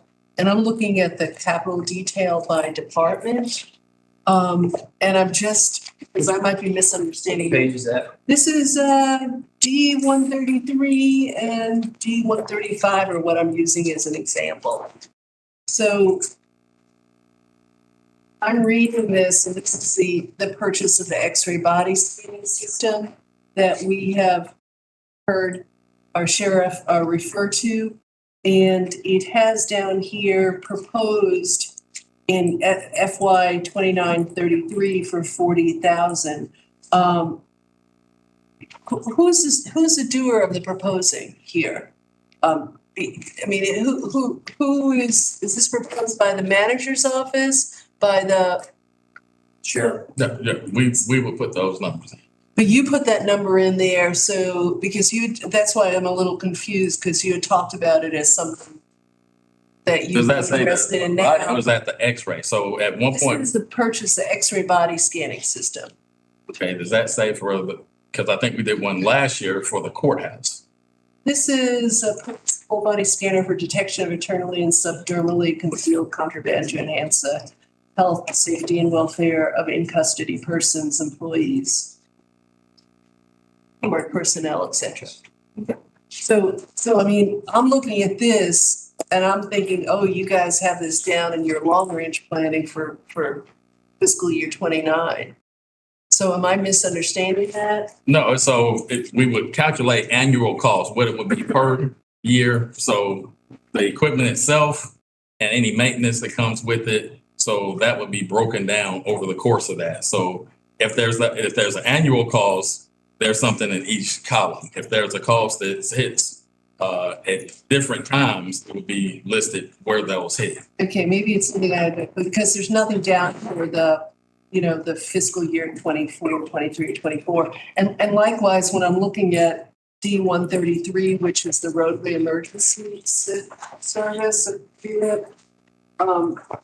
there's an impact on annual operating expenses, but there's actually not anything listed here as proposed. And I've been looking at other departments, so I don't know if this is. That one should show 72,000, and then the annual cost are just what it costs for the fleet maintenance and insurance. There's no 72,000 in here at all, so I didn't know if this was, I didn't know where this information was coming from, if this was then interpreted by the mayor and put forth to us, because this is the mayor's budget. Yeah, I would have to see that copy. Reflects what Mike said that, so perhaps that can be something that can be looked into afterwards. Okay, thank you. Okay. I'm scanning the room. Any more questions, commissioners? One real quick one. You mentioned working with the ARC, but we've got a bunch of them, and 2 of them are ARCs. Which is it, Alliance or Acceptance Recovery Centers? We've actually worked with both. Most recently is Alliance that we. Okay. All right. Thank you, Senator. Thank you very much. Take care. Okay. Superior Court. Chief Judge Eric Norris. And company, maybe? Thanks, Sheriff.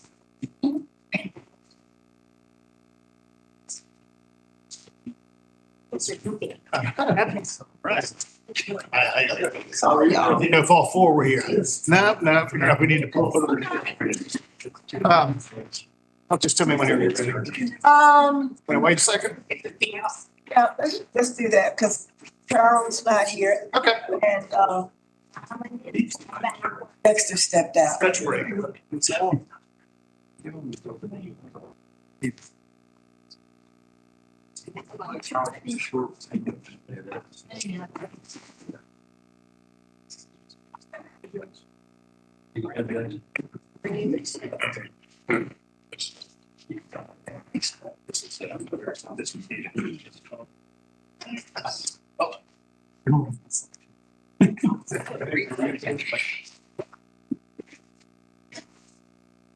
Pay attention. Right here. Right. Don't stop.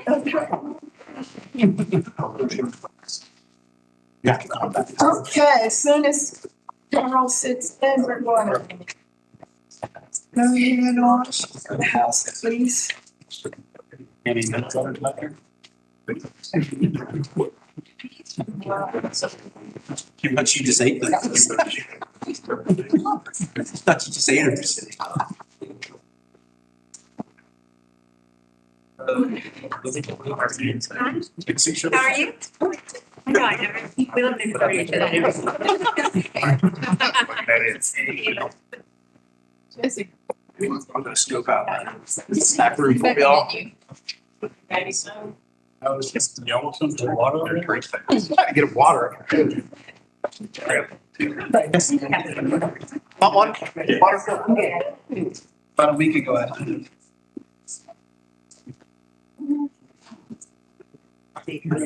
Oh, wow. Literally, I made him. Yeah, there's some cultural beliefs still.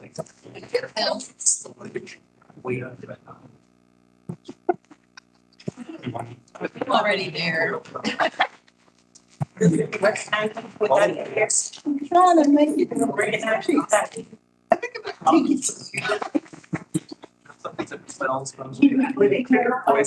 When I change my hair, it takes me a while.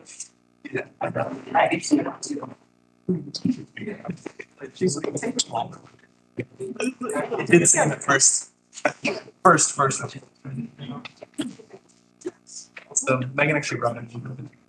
Has an no, but she was. I didn't just like come home pick it up from her. I think I did. I think I walked past me. Like, come on, anybody, let me get my cup. Somebody. So go get another day. 20 butters.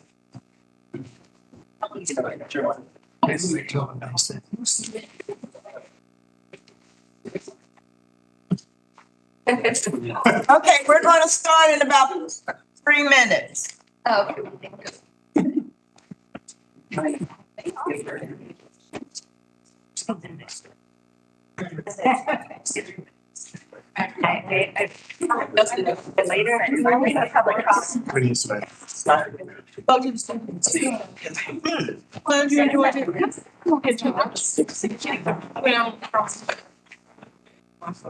Did the students ask questions? I did. Oh, gosh. Oh, you got to be my brother. Yeah.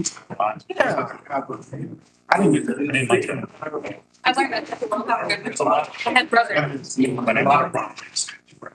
Thank you, because that's, I appreciate it. Do you want to? Yeah, I do that.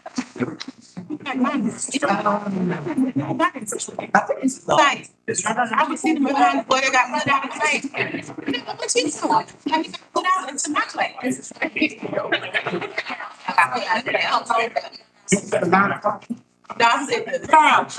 Which one? Would you ask Carol and Jesse?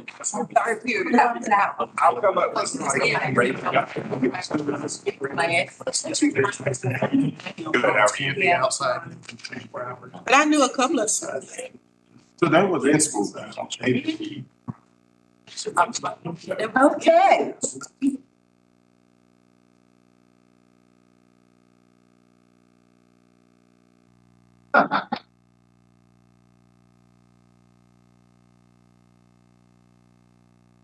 Here tonight, I know, I just want to thank y'all for the hard work you do as elected officials in addition to your family lives and your businesses and your jobs, and the fact that you're in the middle of this budget season. I'm sure that getting to the end is going to be a great opportunity for celebration. As my uncle, who was a commissioner for 20 years, he said, commissioners are future long-range planners. And so everything that you touch, you're probably not going to see the benefit of it in the term that you serve. You might, but it'll help those generations in the future. And in that respect, we appreciate everything that you do for the court, for the court system, and that includes the sheriff, the other courts, the public defenders, the district attorneys, the solicitors, because we are like a spoked hub. All those things, all those different entities work together for a common good. We all interact in a lot of different ways, similarly, but also in very specific ways. They say the pen is mightier than the sword, and I hate to say Judge Stevens' pen was very active today. They told me not to mention it, which was, the go ahead. Experimenting with a tie-dye. It was a county pen that was defective. Thanks for pointing that out. You're welcome. Judge Haggard couldn't be here. He's out of town, but he supports this. First of all, thank you for reviewing our budget. We're asking you to accept it as been given, with one exception, and I have Ms. Zarate and Chief Pulliam. And then subject to any questions. You know, listening, I hear there's always great needs, and I don't want to say that one need is greater than the other. Obviously, that's for y'all to look at how it works in the total combined aspect of our county and our government functions.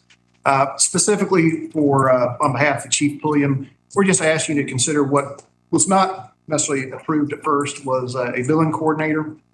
And that's just for, and it works between state court, probation, things of that nature. There was some movement in responsibilities, and Chief Pulliam took that on, but obviously that additional requirements have put some additional time and resources on his office. And the person who's handling that is very knowledgeable, but I understand that that person may retire at some point in time, and they're sort of in that last leg. So if that's not something that you're consider this year, we understand that. If you do, I think you can expect us to come back and give you further information on that. The second part, and I've heard it mentioned among different officers tonight, is of course vehicles. Y'all approved for vehicles last year. The new vehicles here by July, we hope. The last word we got is the expected delivery date somewhere around July. Yes. And of course, in the capital improvement, there were more vehicles requested. We understand that if that's not something that can be done at this time, obviously it would be a great benefit for his 18 officers to have the ability to go and check on probationers, make sure people are at work. If they had to transport somebody, things of that nature. Right now, they have 2 vehicles. Only one is a transport. Right, 2 vehicles, one is a transport. So in lieu of that, if you found that it was reasonable, I don't know how between the sheriff or the PD, if there were vehicles that were being decommissioned because they've gone through their life cycle. Chief William has no problem with having some hand-me-downs, even if they're for a year or 2 or 3. And he's indicated that very openly because the biggest thing they would have to happen is take off Clarke County Police or Athens-Clarke County Police, take some striping off. You can leave the cages, you can leave the lights, and it would be a car that's functional. And that's really all he is asking for, some functionality for those 18 officers. So if that's something that sounds like a reasonable interim, until we get to another time where capital improvement for new vehicles would be appropriate, again, that's for y'all's consideration.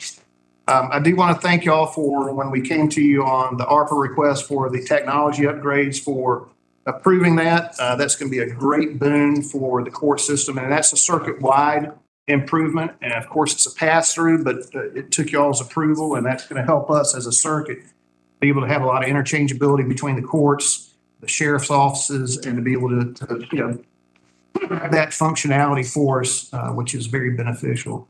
Subject to that, or any other comments from my fellow judges, if you have questions for Chief Pulliam or Ms. Zarate, we're free to answer any questions that you may have. Yes. I see Patrick and Dexter. Patrick and Dexter. And me. And Lane. So, question to county manager, 18 officers. When it comes to disposing of police vehicles, there's a process. We go to gov something. Can we just give those cars?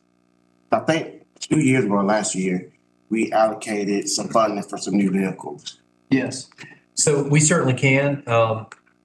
A few years ago, police cars those are hard road miles, and so we might drive our own personal car, maybe a couple 100,000 miles. But you put 100,000 miles on a police car, and those are hard miles. Because this mayor and commission approved the take-home policy, anecdotally, that not just our department, but in general, cars are better taken care of as opposed to just coming in, getting in a car and going. So the good news is, since that policy, our cars may be in better condition, but we still try and drive about 8 years. And as you know, some cars aren't made quite as well. I'm not talking about models. It's just sometimes it's in limited. And then some will last for a long time. It makes perfect sense. And I think it's it makes a lot of sense from a financial responsibility to use some used cars. If we can find some that aren't gonna, on the cusp of just needing lots of repairs, we'll certainly do that. And, Judge Norris, it says $20,000 for probation overtime. Is it paid? Let me see if, that's probably gonna be more specific for Chief Pulliam there. It is. Currently, our overtime budget is funded at $10,000 a year. Y'all were gracious enough to let us bring that up some last year, but due to the pay increases, right now, it takes us about $2,000 in overtime monies to send one officer to the police academy.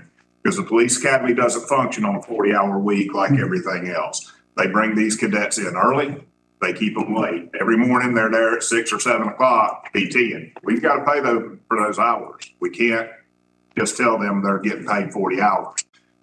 And the other side of that is you can typically expect 1 to 2 officers needing to be going through an academy a year. So we got it up to a little bit last year. The other thing that we were asking for the increase for this year is 4 additional house checks. Right now, we've got that grant funded. But if those grants run out, we're going to have to cut out a lot of our house checks. We're going to have to cut out a lot of our weekend drug lab duties. We're doing at least 1 day a weekend, 10 hours. It's 2 officers, a male and a female, 5-hour shifts every weekend. 1 weekend a month, we do both Saturday and Sunday to keep things mixed up and to keep people checked coming through the drug lab. And again, right now, we're grant funded for that. But if those grants run out at any time, if we don't have the overtime budget to help fulfill that through the fiscal year, we've just got to cut that out. So that's the reason we asked for that, a little bit extra bump to where we'd have that cushion in case we do lose those grant funds throughout the year, because those grants don't run on a fiscal year. They're renewed during the year cycle, and we'd either have to come back and ask for, emergency funds, or we could go ahead and be prepared for it on the front end. And why that's important is the drug lab is open early and it also goes a little bit late. So you have people who are getting off work and they can do it. And then on the weekend, it's really more for the individuals to provide as much flexibility for them. And that's why those weekends are important. Melissa? Thank you. Oh, I'm sorry. Yeah, I was just looking at the list of requests that were not completed. What is an AV administrator? Is that visual? Yeah, so here's the thing, we're going to have this new technology coming in. And with lawyers, everything is on a computer. And so we have this system and it's, you got hardware, then you have WebEx that's through the county, through a laptop.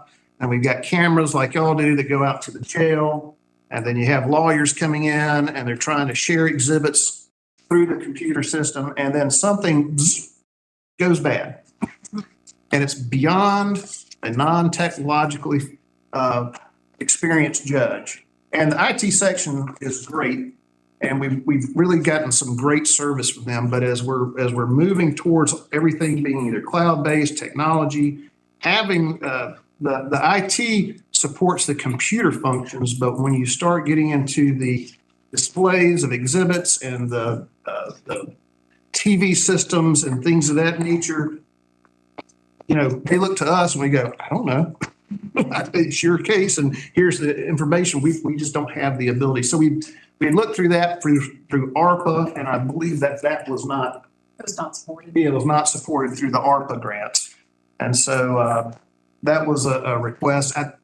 I think with technology changing, it's hard to find someone who is just IT. I mean, that's not just IT and AV. It's hard to find that. So you need someone with both IT and AV? Yes, that would be beneficial, I think. Could you use a part-time, like 2/3 time? I think anything would be helpful. Yes. I mean, I'll tell you, like the other day, and it's the tough part is you never know what's going to happen in court. And so you're in the middle of a hearing, and we had this where we're trying to get some testimony from a person who's up in Michigan, and something goes out. We called, and it was great response time. I mean, it was like watching an emergency squad coming into court, and they went up there and they fixed the IT part of it. that worked good, but have the AV integrated with IT would be a very functional help to us. Because I imagine you're hearing a lot more remote testimony these days. It's remote, and then it's also just, when attorneys come in and they're during a trial and they're doing presentations, I mean, they're casting it up to a screen and they've got it, things of that nature. And so if something doesn't work, I had to stop a trial for about an hour and a half and had the jurors go out and make them wait until we could get something worked out. And that's, you hate making the citizens wait on something that hopefully you can fix. And Imagine it messes with the momentum too. it does. It does. Okay, Commissioner Pittman. Well, a little bit with Commissioner Davenport talking about sharing resources. And one of the things I know the sheriff want to do some things to upgrade security. And right. So that you all share resources to maybe get some of the things that you may need, like a body scanner or upgrade the technology and the cameras and stuff. Has there been any type of conversation about using, combining resources together, maybe possibly get some of those things done? Right. So, the great thing about ARPA is that it has given us opportunities to do some much needed upgrades. The difficulty with ARPA, it is very narrow. And we had to go back and restructure our ARPA request 3 times in the last week because Section A was missing this update and then it has to get approved by judicial council. The hardware types things that we have in the courtrooms now, the cameras that are linked to the jail that we can do that, those were put in probably 7 or 8 years ago through different funding that the county, I believe, provided. So there was some combining of resources in the sense of what the purpose was. Obviously, the security systems are specific to the sheriff. We wouldn't need to have any kind of access. That might be a little bit more organic to their structure, but we're always open to try to find out how we can make everything integrated to work. Thank you. Sir. Carol? Yeah, talking about security reminded me that the sheriff had talked about security concerns at the courthouse. Could any of you address those? So, yes, but I'll have to say anything dealing with courthouse security plans, we'd have to probably do it in an executive session because of what the sensitive nature of how the sheriff would respond in certain circumstances, what limitations there are. We wouldn't necessarily want to. I think it might be better in a different session. But yes, I think that is a conversation. As I mentioned before, we work closely with the sheriff, and the sheriff works closely with us. The public defender, the district attorney, and the different courts, all that kind of works together, and the sheriff is servicing all of those different entities. And so like when we're talking about housing, that does make sense sometimes, but when you have people housed 4 counties away and they have to court, well, then you're going to have to transport's going to require more bodies because it's a heightened situation. And then it also affects the public defender because they don't get to go out to the jail and see their client until the person arrives in court. So there's a lot of little moving parts. When you click one, organically, it kind of trickles down to all the other areas. So it might make a sense on one side, but then shortstop is on the other side. We actually, several years ago, we housed out about 130 county inmates to Irwin County. And it was like a 4-hour round trip. And at the time, it was a critical situation because of the overcrowding of the jail. But it really didn't make sense because if you needed somebody there for a hearing, you had to send somebody down and transport them back, and it got it's kind of not very economical. So, yes, I'd love to have that conversation whenever it makes sense. I did not see Jesse's here.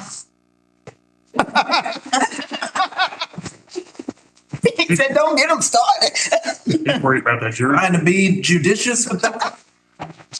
I guess if you're asking me to say something, I appreciate y'all for sure. Thank you. Work that y'all do. I'd be especially curious for any efficiencies you could identify. If there's a positional request or another operational request that doesn't just apply to the Superior Court, but applies to the other courts that can often be thought of as all one thing because they're in the same building, even though you all have your own administrative apparatus. I think that would help strengthen the request standing out to us. I think you're going to hear some of that probably from Judge Alexander here in just a few minutes, obviously trying to figure out with accountability courts, it's coordination, maybe instead of having silos, that it comes under certain umbrellas. Those can be some efficiencies at time. Obviously, the accountability courts provide a great benefit, in our opinion, I know yours too, to the community and for those that come through the court system, because it does help reduce recidivism and give people a second chances and opportunities to recover from whatever might be ailing at that time. So, Okay. Any other questions, Commissioners or Mayor? Well, we do thank you. thank you all very much. Thank you all. Have a great night. Thanks. Thank you very much. Thank you. Appreciate it. Thank you all. I am wondering, we're scheduled for a break. What is the feeling of everybody besides me? I want to keep moving or? Huh? Through the guests and then take a break. Okay. And through the guests and then adjourn. Okay, well, since that is the case, we have, where's my book? Magistrate Court. Judge Macon? Yes. So, good evening to you all. I think I know, or at least I've met everybody around the table. If not, my name is Ben Macon. I'm the Chief Magistrate Court Judge. If you know me, you might also know that I succeeded Judge Barron, who was the Chief Magistrate for 20 years. When she retired at the end of 2021 is when I was appointed by the Superior Court judges as chief judges. So I took over as Chief Judge at the beginning of 2022 and have been in that position for about 16 months.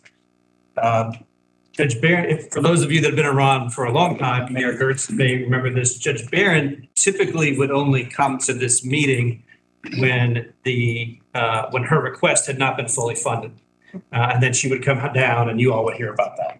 I'm going to use a little different strategy, which is that I'm just here to express my support for the mayor's recommendation, Magistrate Court, and to express my support and thanks to the commission in general for its understanding of the importance of the mission of the courts and of magistrate courts. I'm not here with any additional request beyond what's in the mayor's recommended budget. And I'll recycle a little bit some of the remarks that I made when I met with Manager and Mayor Kurtz, so apologies to them. I did feel like it was maybe a good chance for you all to get to look backwards and hear about money that you had allocated to the courts previously. Last year was the first year that I had direct involvement in the budget. And our main request that was significant was a capital project to give us a functioning AV system, and you all did support that. And that was a system that took us from having primarily took us from having our bond hearings on a laptop, where the judge is looking at the laptop and no one else in the courtroom can see what's going on, to having a 21st century functioning audiovisual system, which we felt like was a reasonable request. And so now, a year later, having that system in place, I thought it was valuable for you all to hear how that went. So not only has it done what we thought it would do and give us the option of having virtual hearings and give us the option of having, folks in the courtroom be able to see what's happening, family members, things like that. But it's paid off in other ways. We now, when one of our other courts in the courthouse needs extra space to have a hearing, we can offer them a courtroom that has a fully functioning audiovisual system. So to Commissioner Fisher's point about sharing resources, if juvenile court calls me, and they have, and said, hey, we need to have a 5-hour-long hearing, and it's going to require some video testimony, as long as we can switch to our other courtroom, I say yes, and they come. Same thing with probate court. Judge Oslander and I preside over the DUI court. 2 weeks ago, we needed a space for DUI court. We were able to use our courtroom and audiovisual system. And so that's kind of been a payoff that I didn't really think about but it made you all's investment even more appropriate than it seemed at the time. That, of course, coupled with the fact that the courthouse project is an ongoing journey, means that we'll probably be using this system for a little longer maybe than we thought a year ago. So I did want to just circle back and tell you that investment last year was much appreciated and I think has been well used. The other thing that I just wanted to mention generally was in this position that I am in as chief judge, when I was an associate magistrate court judge, you interact with the DA's office and the public defender's office and the sheriff's office. In my position now, I end up interacting much more with a wider variety of departments in the county. Interact with IT, human resources, central services, finance, the housing and community development division. And I thought it was important just to say to you all that when I call those departments with a question or a problem, I'm always greeted by somebody who legitimately wants to solve whatever that issue is. And I really have been, I shouldn't say surprised necessarily, but really have enjoyed the collaborations and the spirit that those departments come to problems with. They look not for ways to tell me why they can't solve the problem, but they look for ways to solve the problem. And I think it speaks really well of the overall spirit of this government and this county. So I've been really appreciative of that and wanted to express that, to you all. And then the last thing I just wanted to mention briefly, I know that your attention is pulled in so many different areas. Sometimes, a particular department might not rise to the level of dictating a great period of your time until things are going bad, which is understandable. But I always feel like that the more people understand about the court system, the better off we all are. And I never cease to be surprised by how little people know about what goes on in the courthouse. And sometimes that comes with a significant detriment to our community and people's perceptions. So I just say that to say that I hope that if you all, not just in this meeting, but in the future have questions about what goes on in magistrate court, obviously I can't say, why did you set this bond or not set that bond yesterday? Those are questions we typically can't answer, but if you want to understand about processes or how our work flows or general structure of magistrate court, I'm always glad to answer those questions because I feel like giving you all information helps you hopefully to do your work better. So with that, glad to answer any questions that you all have. And thank you again for your support and understanding of our court and my appreciation to the mayor for his support of our recommendations. We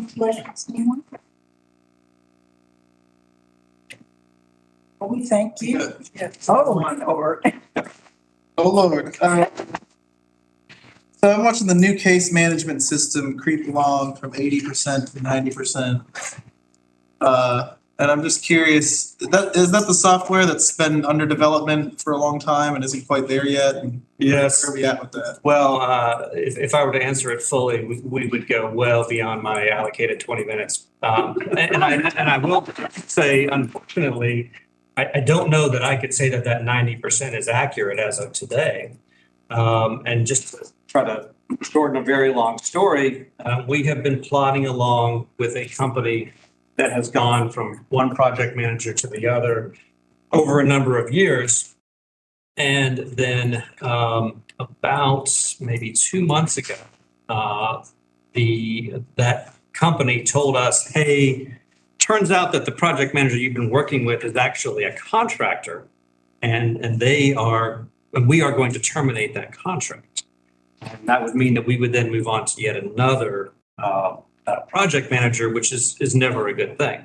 So that was very disappointing news to myself and to Ms. Zarate, who plays a key role, and to Judge Schaefer.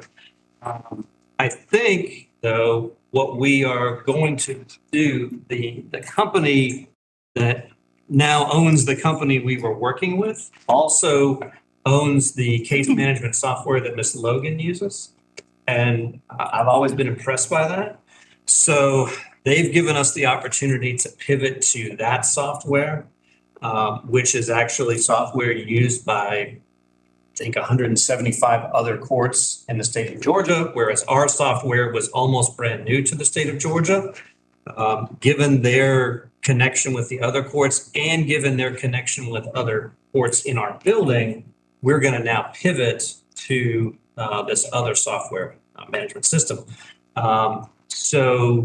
Is the 90% accurate as of today? I'd say probably not. Do I think that that was the better choice for our court in the long run? Yes, I do. That's kind of we've actually just given them that information in the last 24 hours. So it's been frustrating. I mean, I think, many of you have heard about our kind of trying case management system and its limitations. I won't bore you with the details on that. It's been a frustrating journey, but my hope is that this is the road to doing better, more efficient work. I guess I'm curious from a budgetary standpoint, how long past when it was expected to be done can it get before the vendor hasn't the vendor satisfied the contract? Well, I think you could make that argument now. The question is, what do you do with that information? The vendor has, as I understand, been paid all or nearly all of their money. And I think, candidly, I think at the end of the day, this will not turn out to be a profitable project because this pivot that we're doing, we're not asking for any funds. There's not going to be a dime additional paid because they haven't provided us a product. So, could there be an argument that they have not complied with the contract? Yes. What do you want to do with that information? I mean, long story short, clearly what we want to do is what's going to get us to the best system as soon as possible, which is a continued collaborative relationship with, again, the company that we are working with was subsequently purchased. So the folks that were at the table 5 years ago are, long since moved on. Yeah, just quickly, I just want to thank you for that update on the last year's funding request and also in your appreciation of the ACC departments. It's really great to hear and reaching out. The courts are, despite my having done some studying up on it before getting in office, I'm still challenged by understanding how they all work together. So I may take you up on that sometime, that offer for further self-education. But the performance measures, I'm just looking at all these numbers here that in calendar year 22, from the criminal arrest warrants to the search warrants, and all of them are up. Is this the post-COVID effect?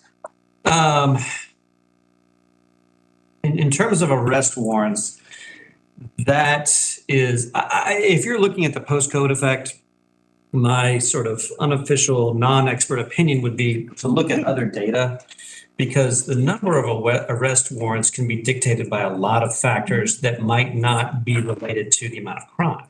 So, as just one quick example, as the police and their technology improved, they might actually solve more. And so then they seek more warrants, which if there's probable cause, we sign. So the fact that there's an increase in warrants does not necessarily mean an increase in crime. And also there's various legal situations where maybe 2 arrest warrants are appropriate or maybe 3 arrest warrants are appropriate. So I wouldn't read a tremendous amount into the sheer number of warrants. Well, it was all of these numbers were up, but that's Oh, okay. Yeah, apologize. So in the civil side of things, there was a clear dip when the courts slowed down, although it didn't last as long, I think, as people thought. With civil filings, general civil filings being one person suing another for money, or dispossessory filings, meaning an eviction, in 2022, those were fully back to pre-COVID levels. And so there was a dip on the civil side for that first year or two, at least to a degree. I think particularly on the possessory, But that is now sort of back at square one. So in terms of our filings, warrants, I would say, take with a grain of salt in terms of what that might mean about greater, societal patterns. Civilly, that's what we've seen over the last couple of years. Thank you. Judge Macon, I have a question. And I don't know if it was a spinoff from Commissioner Myers, but we have two organizations that are going to assume the role of the eviction prevention. Will they work with you in the same capacity that the former vendor worked with you as? So that's my hope. I read about that just in the newspaper and things like that over the last few days. And I emailed, I believe it's Ms. DeCalva, I may be misstating her name, but a person in housing and community development that I'd interacted with in the past. So I emailed her yesterday to say, hey, I see this project is back online. We would love to be supportive again. Please reach out to me. I know they may not be ready to do that today. Essentially, just in brief, with the previous vendor, what we did was advertise the program to everyone that came in to file a dispossessory or to answer a dispossessory. And then the vendor would appear in court on the dispossessory calendars. I would notify all the parties that were there. We have this person here. I can't make any guarantees about whether you're eligible, but that person would be glad to talk to you to make a preliminary decision or indication of whether you're eligible. And then allow the parties to talk and resolve the case, hopefully resolve the case with their participation. So there would be no reason from my perspective that we couldn't do the same thing again. And I could coordinate the logistics, when those folks are in place. For what it's worth, I think it was a beneficial program, and what we saw anecdotally in magistrate court. And I was excited to see that the opportunity was there again. Manager Williams I really think if there was a piece that made this unique, it was working with court. Is that part of the agreement with the two new is that written in there, or are they just doing eviction prevention on their own? I need to look at the RFP, but I don't know how we can do that without interacting with the court. Okay, thank you. And I can give you I will answer your question to your better satisfaction specifically, but it was a great model. We appreciate the court's partnership on the front end. That communication is very important because, sometimes it's an intervention before action happens, right? So there's got to be good communication there. And I think that once the word got out, obviously some landlords own a lot of properties. And once the word got out, it sort of becomes self-sustaining too. So that was another good piece of it. Thank you. Any other questions, Commissioners, Mayor? Judge Macon, we thank you. Yes, thank you all. Have a good evening. Appreciate it. Okay. State court. I was even gonna offer if you wanted me to come back on another day because of the hour, but I'm happy because I got to follow some amazing offices, amazing speakers, and I want to thank the mayor for their great budget. So mayor and all the commissioners for all the time that you're here. But I want to say a special thanks to Manager Williams. A couple of weeks ago, I had a significant issue that kind of popped up in my office. I called his office, I got on his calendar, I sent him over the information. Before the time of the meeting, he had talked with several of the departments, and I was like an hour away from about to walk over to City Hall. He walks into my office with a solution that I really needed. And I want to thank him. He actually walked down to the courthouse to tell me the good news. So thank you very much to the manager for that. I'm here. I'll try to be full of great energy because I love you guys and you guys do great work. But I want to start with supporting Chief Williams' request from probation. He has done amazing work supporting the courts, supporting every aspect of our courts, and his request for the overtime and the billing coordinator and the cars to me would be extremely helpful to all the work the judges do. So I really appreciate Officer Pulliam. But I'm not going to spend more time. I know Chief Judge Norris. I want to come to talk to you about two things particularly. I'm here to talk to you about two things. So Judge Hope is our new state court judge. He is not here today. I know he's working pretty much part-time for you as municipal court judge and part-time as state court judge. He would have come tonight, but it was Little League playoffs nights for his son. And I said, please go to Little League playoffs. I think they would actually fire you if you came here instead of Little League playoffs. But he has been a real help, and I appreciate the mayor keeping him part-time until you get your new municipal. You let him do that. Two things. I'm here on two things. Now, if you decide not to fund please fund the mayor's recommended budget for state court. He did a great job looking over it. I asked that you fund it as approved, but there were two things that were left out of the budget that I would just ask whether you consider them this year or whether you consider them next year. And if you can help me what I need to bring back next year to you, let me know. So first, I want to tell you about our DUI treatment court request. I understand great thought was put into this, but as many of you know, that we have one of the National Academy courts. This past February, we were selected for the 6th time to serve a 3-year model court. We're the only academy court in the nation, only court in the nation out of all 600 plus DUI courts that have ever served from the beginning of that through now. There's only 4 model courts that host people from all over the country. We've been one since 2008. We got that selection again for 3 additional years. We've done this because of what you've helped us do to provide for our participants and the model that we're here. And we continue to operate on a budget that is really amazingly put together between grant funds that we get from the state, state funds that you allocate to us, donations we get from a 501c3 set up through the Athens Community Fund, general funds that you guys have provided to us over the years. And we're also in the special revenue fund or the special purpose fund. So we actually collect funds from our participants who pay a monthly fee, and that fee offsets their treatment and some of the fees we pay to probation for drug testing. But that's the reason I'm here today, because as our program has developed, I mean, that's one of the reasons we're a model, that people come in and look at all the different ways we've kind of cobbled together. How do you provide these great services to your participants? It does put a lot of pressure on our staff and on our participants when we're collecting funds and we're relying on those funds to pay our treatment and our drug testing bills. And so and I really appreciate finance with Tim Taylor and Matt Justice. They have been amazing with all of these revenue sources to make sure all of our bills are paid. I can't give them enough thanks. And they have really supported me to come to you to say, hey, this is the last accountability court that is not in all general fund or grant funds. I'm not concerned that our grant funds are going away. I've been on the funding committee for over 10 years. I know our grant funds are solid for the time being unless the governor does something different. But as far as us collecting money from our participants, our model of justice has shifted over the past 15 years. And it is a hardship for some of our participants to pay full freight to come into our program. So we're not always able to collect what we want to collect. And I know all of you understand the different model of justice that we're putting forward. So we don't want to cause financial hardships to our participants. We've also, in doing that, we've exhausted our date funds because fortunately we're not putting as many people into these high fine situations.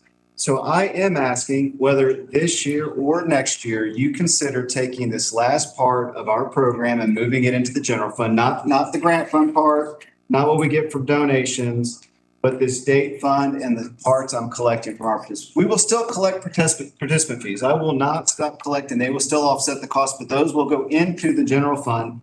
But I won't have to rely on my participants to know whether I'm going to be able to make our treatment bills or have finance come up with some incredibly creative solution to move something from here to there, to there, to there, to there. This would be a win-win situation. It'd be a win for our participants because not only would it help our participants who are financially in need, that are getting the treatment, not having us always kind of lording over to them, you need to make your payments.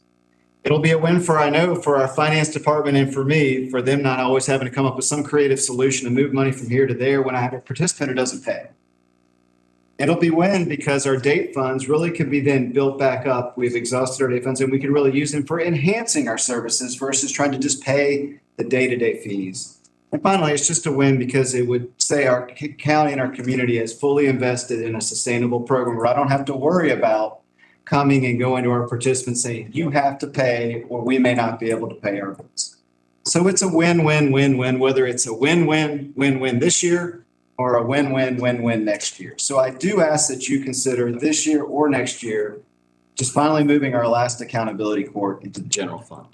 So that was my first request. If you do it this year, it's great. It's a $67,000 request, and that is what Mr. Justice tells me. If it doesn't come this year, I will come back next year and I'll do a better job and I'll have a 5th win or 6th win. I'll be ready for you next year. The second thing I'm asking, and it's going to go to a couple of questions I heard you ask the other elected officials, and I think the last person I heard it ask was Commissioner Huell. It was like, what kind of interdepartmental, what kind of joint request would really help a lot of different courts? Now, this request is not in the state court budget, but I have been a big proponent of this request since 2019, and I got the buy-in of all the other judges, including Judge Macon, who's here, including probation through Chief Pulliam, including all the Superior Court judges and the juvenile court judges that you saw come before you for us to put in the Superior Court budget a treatment services coordinator. And I bring that to you because not only is the DUI court a national model, but there's 185 accountability courts in the state of Georgia. And those 185 accountability courts serve as the largest providers of substance use and mental health services in the state of Georgia. So it is now our courts that are providing the greatest amount of services for good or for bad. I'm not telling you that it's a good system or bad system as to why we're having to do it, but that is where the folks with the substance use and mental health disorders are landing, and we are serving them. In your county, you know you have 5 of the best treatment courts out of those 185. 2 of those courts, the family treatment court out of juvenile court and our court, are model courts where people from all across the state come to train on those models. You should be proud of what your judges in this county are doing. Now, we have 5 individual programs that have 5 individual coordinators. We have 3 case managers, so we have 8 employees. We also have an amazing set of services that we offer to our general probation officers or probationers through Chief Pulliam. We have the pretrial program you heard that Solicitor William Fleener was talking about. You have the COSAP grant that's being run by Carol Ann Adams that's trying to address people outside of the court system. We have, I have a great handout. I've got a beautiful handout, but I'm going to hand out very quickly because if you'll hand some of those down, and I've probably handed too many to that side and not enough to this side. But there's so many entry points into our criminal justice system.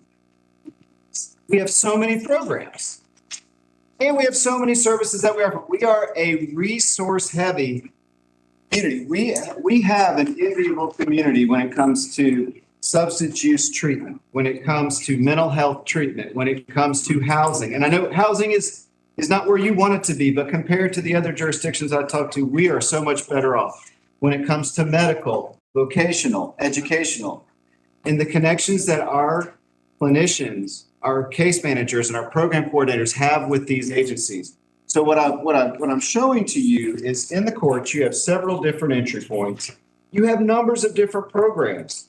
And you have a lot of resources we're connecting, and we're all doing it kind of individually. We all know each other. We're all kind of connected. But the best practices, and this is being implemented, it's been implemented in Hall, Forsyth, Gwinnett, DeKalb, Clayton, Fulton County, is to have your courts have a cohesive treatment services division where you have a director. You have those programs that are kind of together in a unit. I'm not asking that you create all these programs. We have the programs, but we need a cohesive unit where we have all these entry points, but we have one location you go to, and that person can direct you. We have 8 different programs. Let me figure out where you best fit versus you trying to go to, or your attorney trying to go to 8 different programs and find out where you best fit. So again, this may not be the year that the commission decides that this is right for Athens-Clarke County, but it is going to be the best practice. Other communities are invoking it. It will allow us to really leverage these great programs that you have provided for, services that we are providing. It will allow us to pool, as we already do, share more resources with treatment, testing, and other things. And I hope that this year or next year, or I will be back the following year to ask that you consider creating a treatment services division coordinator. The front page kind of shows you the different programs of the pieces. You look at the top, there's a number of different entry points. You look at all the programs we're already offering, those are connecting you to services. So if you had one cohesive unit with a director, it would really streamline the process and we would get a lot more overlay. The second page is we have the most amazing court administrator, Elisa Zarate, and she handles so much for us. But she actually helps us with most of this, but we really need a dedicated person under Devontae that can really work specifically with treatment courts. And that's what this position would be. So the treatment services division would really be started off by this director. And if it was something that, hey, you're like, well, maybe we could just try half a year. I'm fine. You say you want to start it in January. If that's what the budget looks like, we'll start it in January. I've taken up too much of your time. Thank you for letting me be here. I'm ready to answer questions. Oh, wait a minute, we got. The cost of the position. 94.5. There's one position. One position, and that also includes the computer and I think the position itself is 87. Okay. I saw Commissioner Davenport. Did I see another hand after this? Myers and Culpepper. Myers and Culpepper, and let's do that. Davenport, Myers, Culpepper, and then we'll pick back up. Thank you. Thank you for your time. You answered my question for 94.5 for that director's position. That is true. Thank you. Thank you. And it's in the Superior Court budget, by the way, because it would come out of Superior. I'm just here advocating. Commissioner Myers? Yeah, that's what I was trying to figure out as well. So it was a request made from Superior Court. And this was a whole like list of requests, big requests and everything here, but this is the one that's being highlighted. Like that's the most important request. Well, I think Superior Court came very specifically and asked for the Chief Pulliam billing coordinator. And so I cannot speak for Superior Court. I did tell Chief Judge Norris that I would come and advocate for this position. So I don't want to try to jockey between Chief Pulliam's request. But I am saying that if you're looking for a multi-agency piece, which I heard Commissioner Kuehl mention, and I did get the permission of Chief Judge Norris to come advocate, that's why he did not speak about. I don't know. I think they're all important. They're all important. You kind of touched on it. Commissioner Culpepper? That was my question, was how many people and the amount of money? 87, 94 with the equipment. Include salary and benefits. Commissioner Hall? Is there like a description of that position already written up? I'm assuming. It is. I'm sorry. Provided we had. I feel like you captured it well describing it, but just, seeing it. And we may need to adapt it because there's not an existing position that's similar to this. So we would probably have to tweak it some. But I don't know that we completed the Form 7, but I don't know that there was a job. It would be a pay grade 125, which would be under the court administrator, but supervise the accountability court coordinators who are, I think, a 120 pay grade. And they'd report to you. Is that what I heard you say? So they would be under court administration. And then the 67,000 transfer, I'm pretty compelled by this idea. I am wondering how much it almost becomes a wash if we're freeing up a lot of staff time to do it. But for the benefit of the people involved in the program, could you just help me kind of understand it? Because you said they'd still be expected to pay the same amount. It would just depressurize like when, or it's not changing how much they have to pay. It's just. Well, I might reduce the amount that I take, but it would first of all reduce the amount that we were relying on them to pay. So I would still collect the fees, and it would allow us to be more flexible with those who had the financial hardships. So we wouldn't have to. It would afford you some discretion to be able to reduce costs if and when necessary for people who are struggling to pay, but otherwise succeeding in the program. Exactly. Commissioner Myers? Yeah, and then following up on that one too, just so I understand, on that request, it was for 67,000 net. Now, is that because that's what's needed after the money that comes in? That's what I'm getting a little confused about. The money come in from these payment fines. It would be a transfer, what we expect, of around 40,000 into the general fund, which does not currently go into the general fund. And if I understand correctly, I'm going to actually look to Matt Justice, who was incredibly helpful. Maybe you could answer her question better than I can. Sure, Judge. So they have an operating budget, $166,000. Subtract from that a transfer from the general fund of 71.2, paid a grant revenue of 86.8. Anticipated fee revenue, which is what he's discussing, would then go into the general fund of 41,000.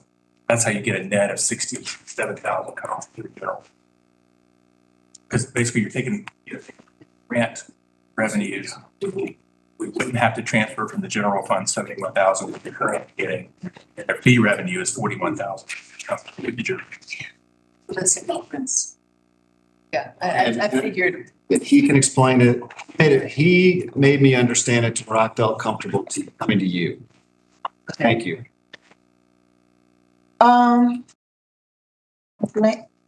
Larry, any other questions? Commissioners? Yes, Commissioner Holmes. One more trying to wrap my head around this citizen services coordinator position. Yes, sir. How much is their role just helping coordinate within the courthouse among the different courtrooms and people? I think the courts, and how much of it is public facing, helping navigate? Well, my view, and Judge Macon on a daily basis is seeing people at the jail who are not yet connected. And I know that he calls my coordinator, he calls the treatment and mental health coordinator, he calls Elisa Zarate to come in. Can you help connect them with services? So it's taking from their roles to come in. I'm calling mental health coordinator to come in. So what I see that person is when Judge Macon has a concern, that person actually will go down and know, here are all the different ways we can connect that person. And they would be doing a lot of the connection. Now, they wouldn't be doing the treatment, but then they'd also be out there helping us getting grant funds. There's so much grant money out there that they actually could probably increase what we're doing through grant funds. Is that That's accurate. And I think it is very public facing, community based, more so than some of the coordinators are, and they are as well. But I think one of the things we listed in the request is that they would form these partnerships with like the school district and some other organizations, and also try to, I guess, sustain some of these programs and bring in grant funds.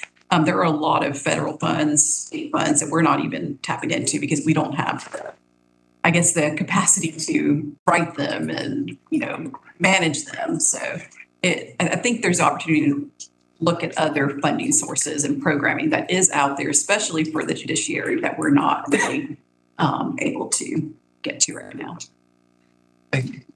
So they would meet with the people, but they'd also, I think, agree. They would have, if I needed to put someone into this residence, they would hopefully have all the connections and could quickly help me process that without having 7 other programs having to have all that information. I think it would streamline it on both sides, if that makes sense. Okay. Thank all of you guys. Thanks for letting me come this way. And I was willing to come another day.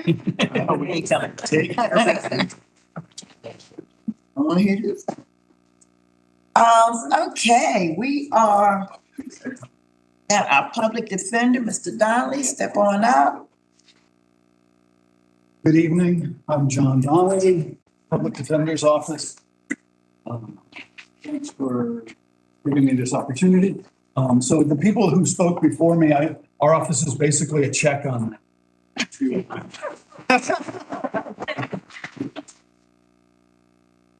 And so we could be seen as the Court Oversight Commission,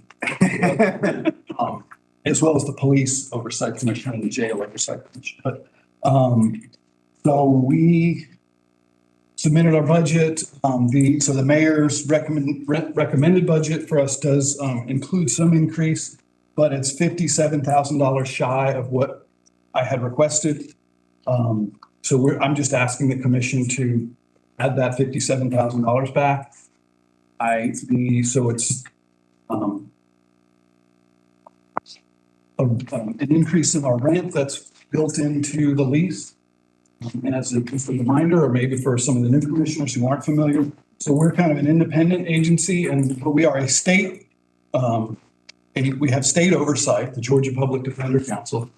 But the way the statute is set up, they fund a portion of our office, and then it's up to the counties to contract additional funding. And the statute says that the counties shall be responsible for the office space for the public defender. So that's divided between Oconee County and Clarke County. And we hope it stays that way and doesn't get grow to include Barrow and Jackson. But that's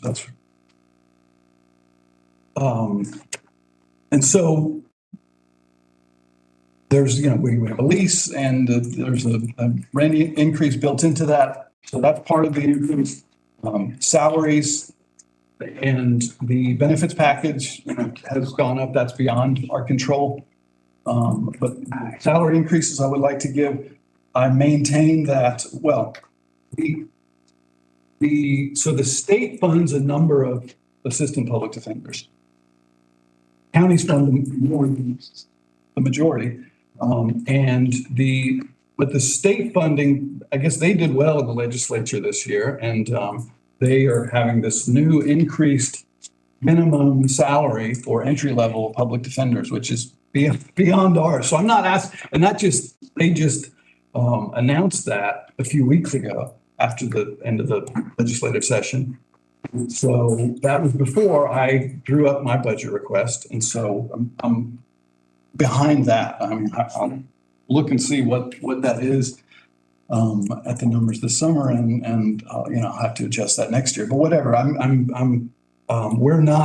we're still lagging behind what the state salary recommendations are for assistant public defenders.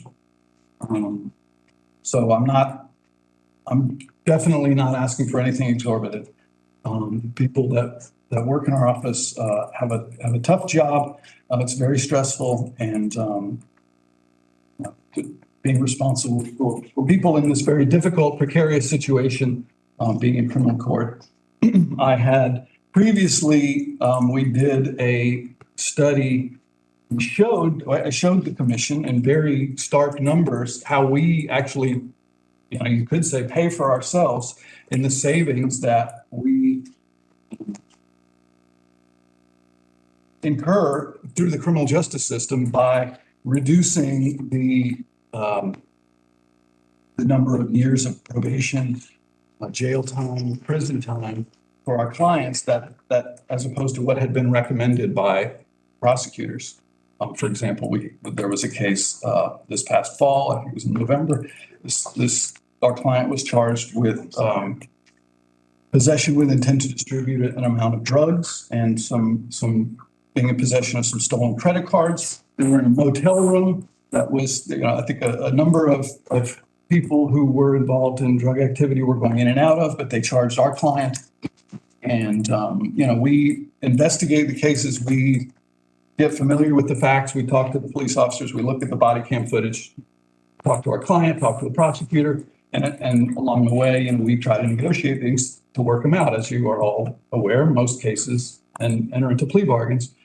If they're not dismissed, they usually don't go to jury trial, but they wanted, you know, at one point, 5 years in prison for this person who was out on bond when it approached trial. You know, I think it's a weird strategy, but they increased it to 7 years, and this person's out on bond, and they're back to trying to get their life back on track. And we went to trial, and again, as I state, that becomes an even more stressful situation where you got some person who's walking into the courtroom, they don't know if they're going to be walking out, and they're relying on us to give them a defense, just like someone could get if they were to write a check to a private attorney in town. And we successfully defended the case. The person was acquitted of the charges. The jury agreed with us that there was not insufficient proof.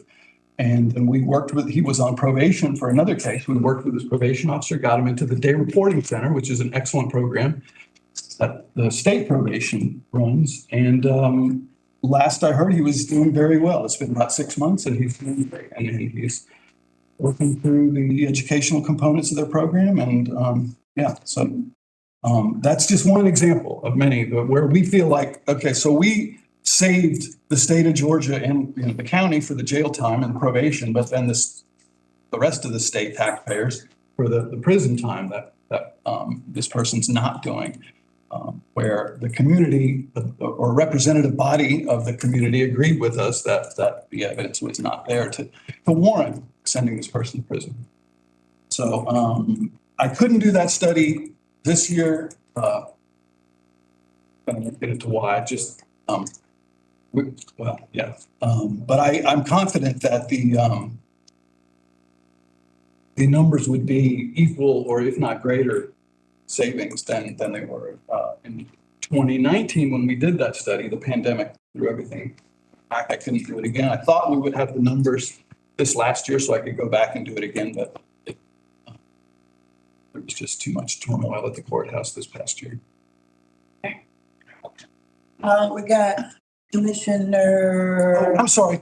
Can I just finish real quick? So the other things that have gone up in the budget, so the rent increase, the salary increases, and the other thing is we are trying to expand a little bit. We are in an office that is we really like it. It's a block from the courthouse, and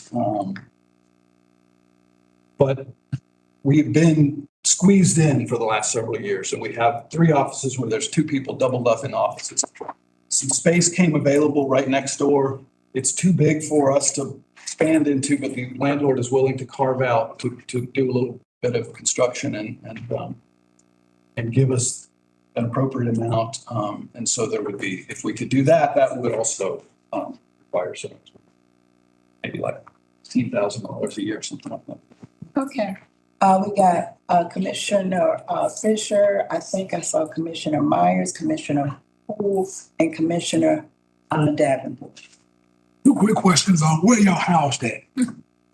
So they call it the McDonald Building. It's that red brick townhouse building. The Blasingame Birch is in one side of us. It was Hall Booth Smith was on the other side. Hall Booth moved out, and so that's the space that's available. And how many vacancies do you have? You fully staffed? Yes. We actually have an administrative position that we have not funded, or excuse me, not filled. I haven't even tried. And it's partly I'm waiting to see if we get this extra room. We don't really have a place to put that person right now. And I'm also thinking if I could at some point maybe ask for extra funding for that position and maybe get a new lawyer. But so I have intentionally not filled that for the last year because I'm waiting to see if there's something else we can do with it or house the person. Okay, so if you move into that other space, then your rent with the increase or the landlord gonna keep it? No, they're gonna charge us for that. Okay. Yeah. Okay. Ms. Myers? Yeah, so I was just, with what the mayor has allocated for your budget right now, without the additional, well, I think it was maybe 58,000. Without that money, what? Sorry, 75 is the increase that the mayor's budget has recommended. I guess we math that fast. 132 is the increase that we asked for. So yeah, and then I did the math. Yeah. I don't know how well I did it, but that's what I came up with. But but without that, does that mean that you're going to like not move into the space or not give people raises? I mean, what happens with how's that going to impact? Yeah, so there are about 16 staff members that are county funded. So I would still give them raises, but I wouldn't be able to give them what I had planned for. But I would hope to still expand into the space. But it would probably be the salaries that would be affected. So you use the money for you move the space, but be able to give less of a raise to the attorneys. I hadn't thought it through. I just, I usually am so reasonable in my budget requests that the mayor's office usually recommends what I and I'm so well known for being fiscally conservative. And I hope that the existing commissioners know this, but and the finance department knows it very well that I return a check at the end of every year for the unspent money year before. Big one. The drop fund's too low. So I just got this information that the mayor's recommendation was not my Okay. ask this week. And so I hadn't processed where I would make the adjustment. It would either mean not moving to the slightly larger space or and giving people less raises or benefits. Yes. Support. Okay, thank you. Commissioner Hall? Yeah, so I see, understand this is partially rent, partially salary, but I see that this says a 3.8% increase, which is less than the percent increase we're talking about giving to our own staff in the budget. Which also, while we're here, might be worth pointing out that on the previous page, it's 2.5% for the library in their overall budget. Now, again, that's the overall budget. So what's the percent increase in salary that you're proposing to give to your staff? I mean, it's not the same for every person. But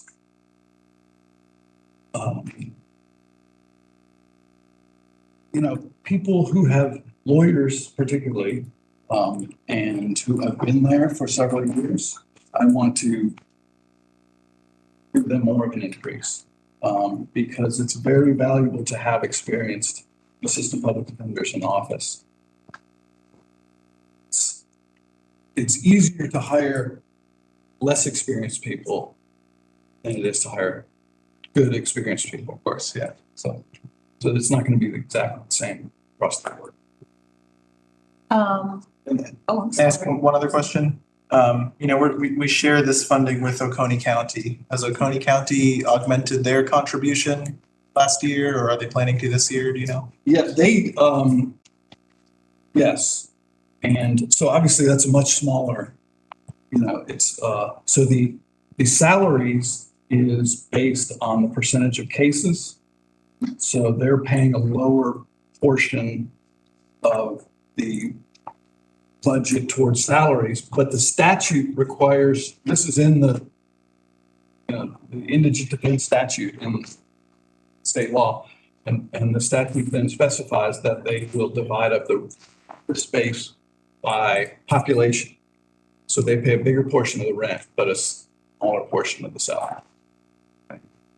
So did your Yes, there's your request to them also included a proportionally similar, and they didn't, you know, I was told I didn't need to come to their commission meeting this year because they were recommending what I had. We got Commissioner Davenport. Trying to get into We got Commissioner Davenport and then Commissioner Hamby. So you just requested 57, right? 57,615. Yeah. Is what That will cover. I'm asking to put back into my original request, yes. Commissioner Hamby? Sure. Like I said, we can't let Oconee outdo us, so I would suggest that we do meet the request of the 57,000, but also add additional 15 or so thousand so that you can have the rent set that. I appreciate that, but it's in there. Well, you could write us a check back if you don't. Okay, yeah. You really want to beat Oconee? Okay, I'm looking around. Any other questions, commissioners, mayor? Mr. Donnelly, we thank you. Thank you all very much. Thank you. It's good to see you. I'm gonna take a break, guys. Yeah, actually, here's one of my grad. Oh, No, it's much better. it's not. So yeah, treatment. Thank you again for all your input.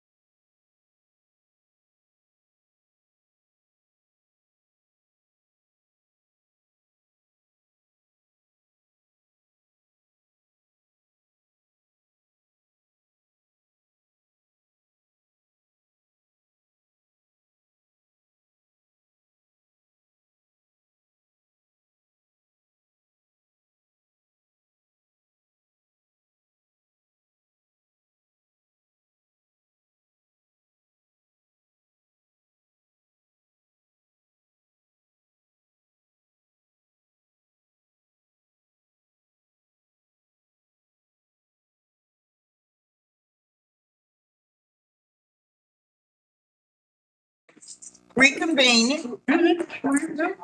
And, hello. We're gonna reconvene, and I know there's some burning answers and issues that some of us have. But we took an informal poll. Yes. Informal. And it has been recommended that we call this meeting to an end and pick up with Blaine's answers to questions at a later date. I've asked everybody. I had one no, two maybes, and everybody else is ready to go. Okay? Sounds good. Might I make a suggestion that perhaps Blaine send it by email, the questions that we've already asked, and that way it gives us a good starting point. Thank you. And I'll just also add, I'm going to add to that a couple of other budget ideas that have come forward from departments for needs now that there's some extra money. Not a whole bunch, but we're going to need to replace computers, for instance, things like that. Your corridor beautification, we're going to need a little operating money to go with that. So I'm going to add that to the email. Just for ideas for y'all. That's all. We're starting to collect all these ideas in one place so y'all can. Okay. Can I ask another question? Yes. Is there someone working on some nice little sheet that you all created last year? The Excel sheet? No, that Excel sheet that we could work with that did all math, and it was a wonderful tool last year. Someone very close to you is working. That's last year. Good. Okay. That AV specialist is doing it. As soon as that's ready, we'll forward that out to you. I'm ready. I'm sure it'll be self-protected. So just for clarification, our next meeting is next Tuesday, and then we have the Taxpayer. All right, so after our agenda setting meeting, we'll hear from Blaine and start the discussion. No, the next budget session is on Thursday. Thursday. 18. Thursday, 18th. There's no discussion next Tuesday. Okay. No budget discussion Tuesday. We got a pretty packed agenda Tuesday. Yeah, we're going to be spending the night next Tuesday. Okay. So are we expecting to just get through all 10 of our thoughts in one day next Thursday? Or we hope so. Expecting to use the following Tuesday. Yeah. We got two more. We got the following Tuesday. Yeah, we got the following one. And then I'm out of here. Okay. Make a motion. Motion to adjourn. Who wants a second? Is the motion seconded? All in favor? Thank you all.